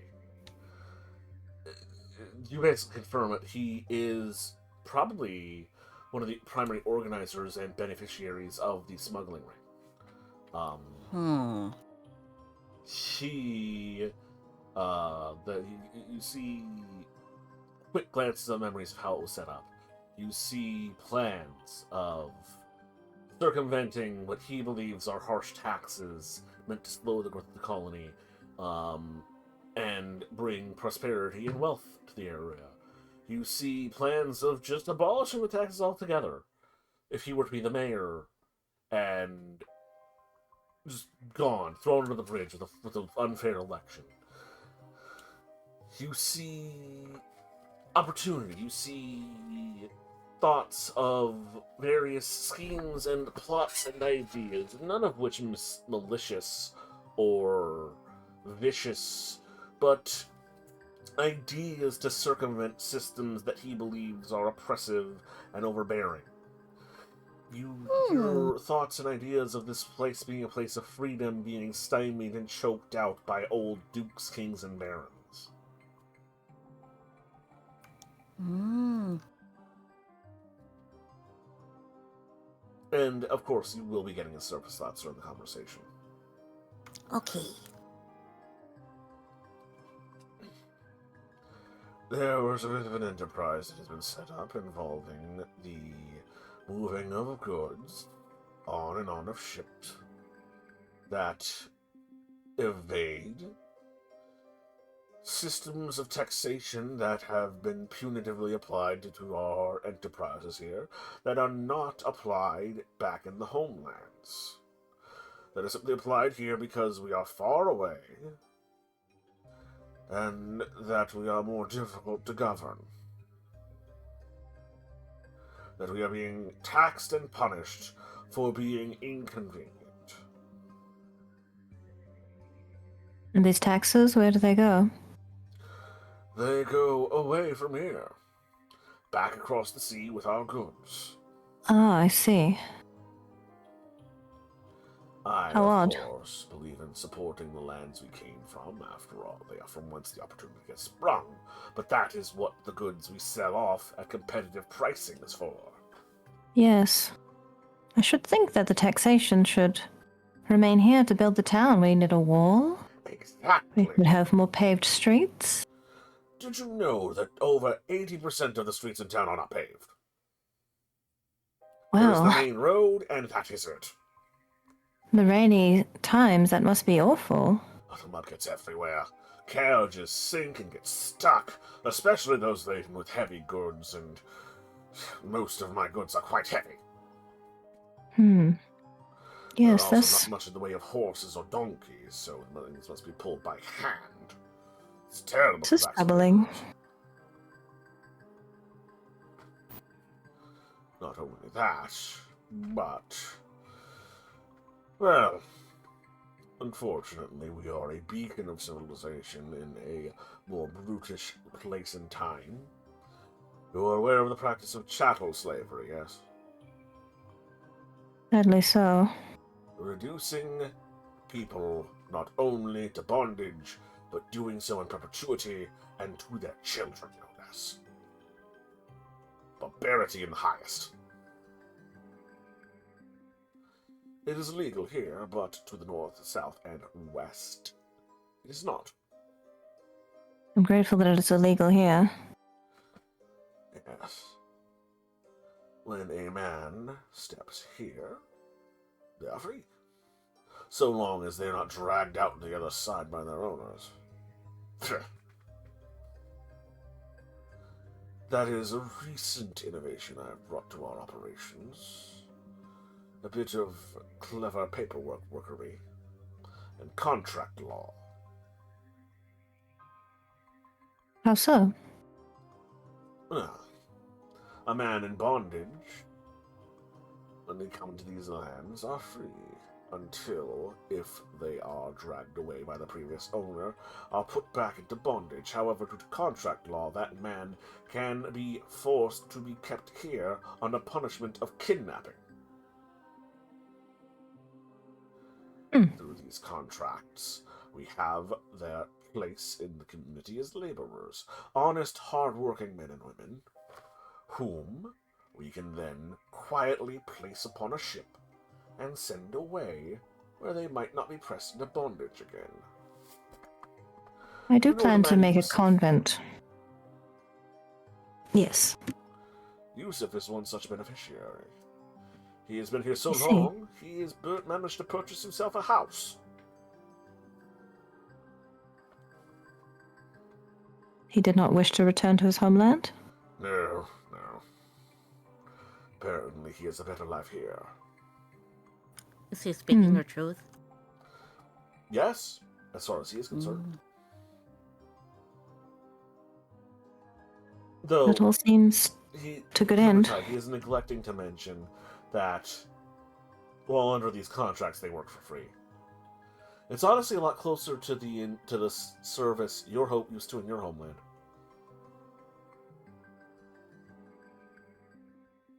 I would ask And that, should we cooperate with you, should we work with you, that any women be allowed the option to join my convent, should she so If you wish. choose such a thing, then I would see no reason not to. The And they would be shelter of released God from and their bondage. The Yes. shelter of God and sanctuary is a well-known and traditioned thing. It seems well enough. Have you questions? She looks to everyone else. if these men under contract are also compensated, then yes. They are fed, housed, and given a small allowance until that services are rendered done. And how long is this Typically contract? for a span of 5 years. My, that is a long time. It is enough time to build a reputation and a place in the community, I'd say.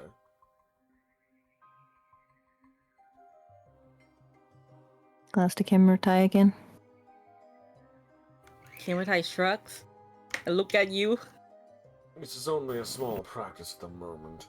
It's not like we are sending men and women out to the other colonies to steal men away in the night.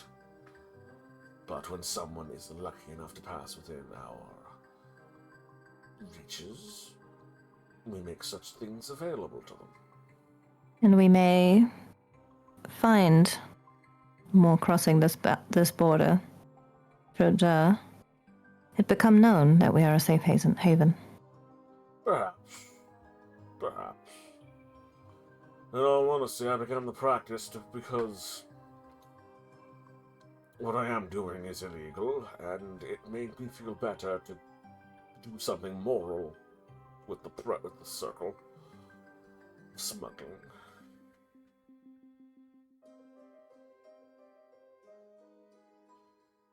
I do some small good while making myself some large profit. And what do you intend to do with these profits? Well, for one, I intend on enriching the community, reinvesting it into the town and my own enterprises. I employ a good number of folk, and wish to employ more, to make room for more housing to growth.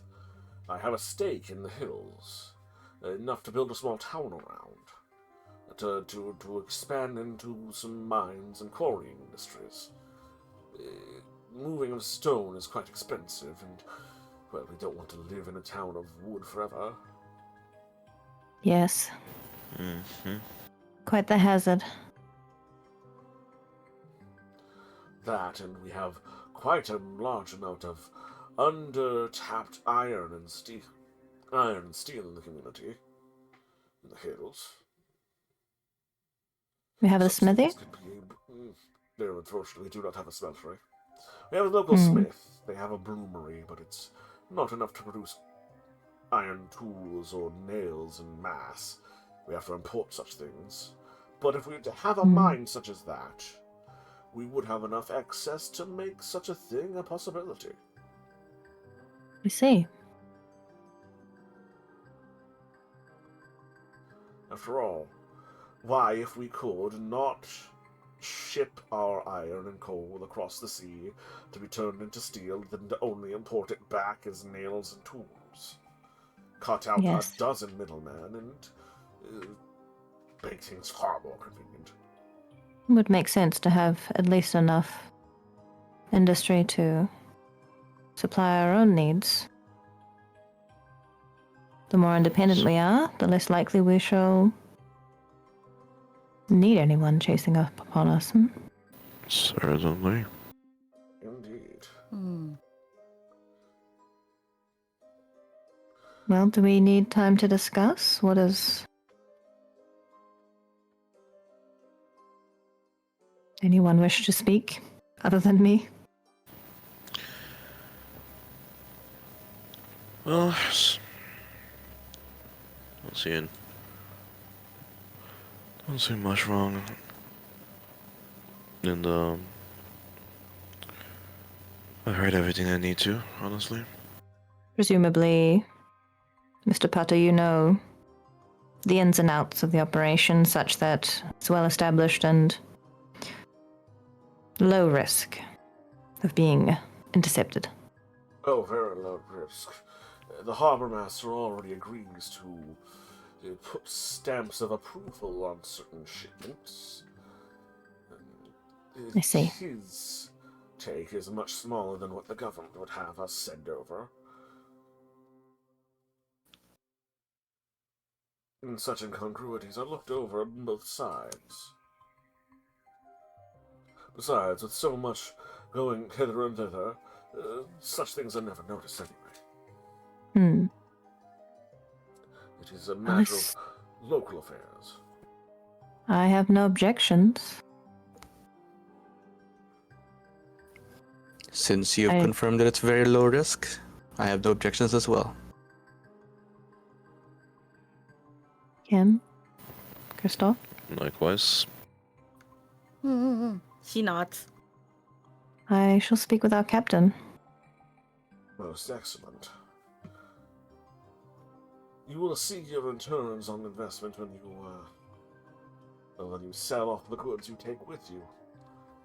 They'll be sold to you at a cheaper price, and then you can sell it at a higher price, without the taxes cutting into your profit margins.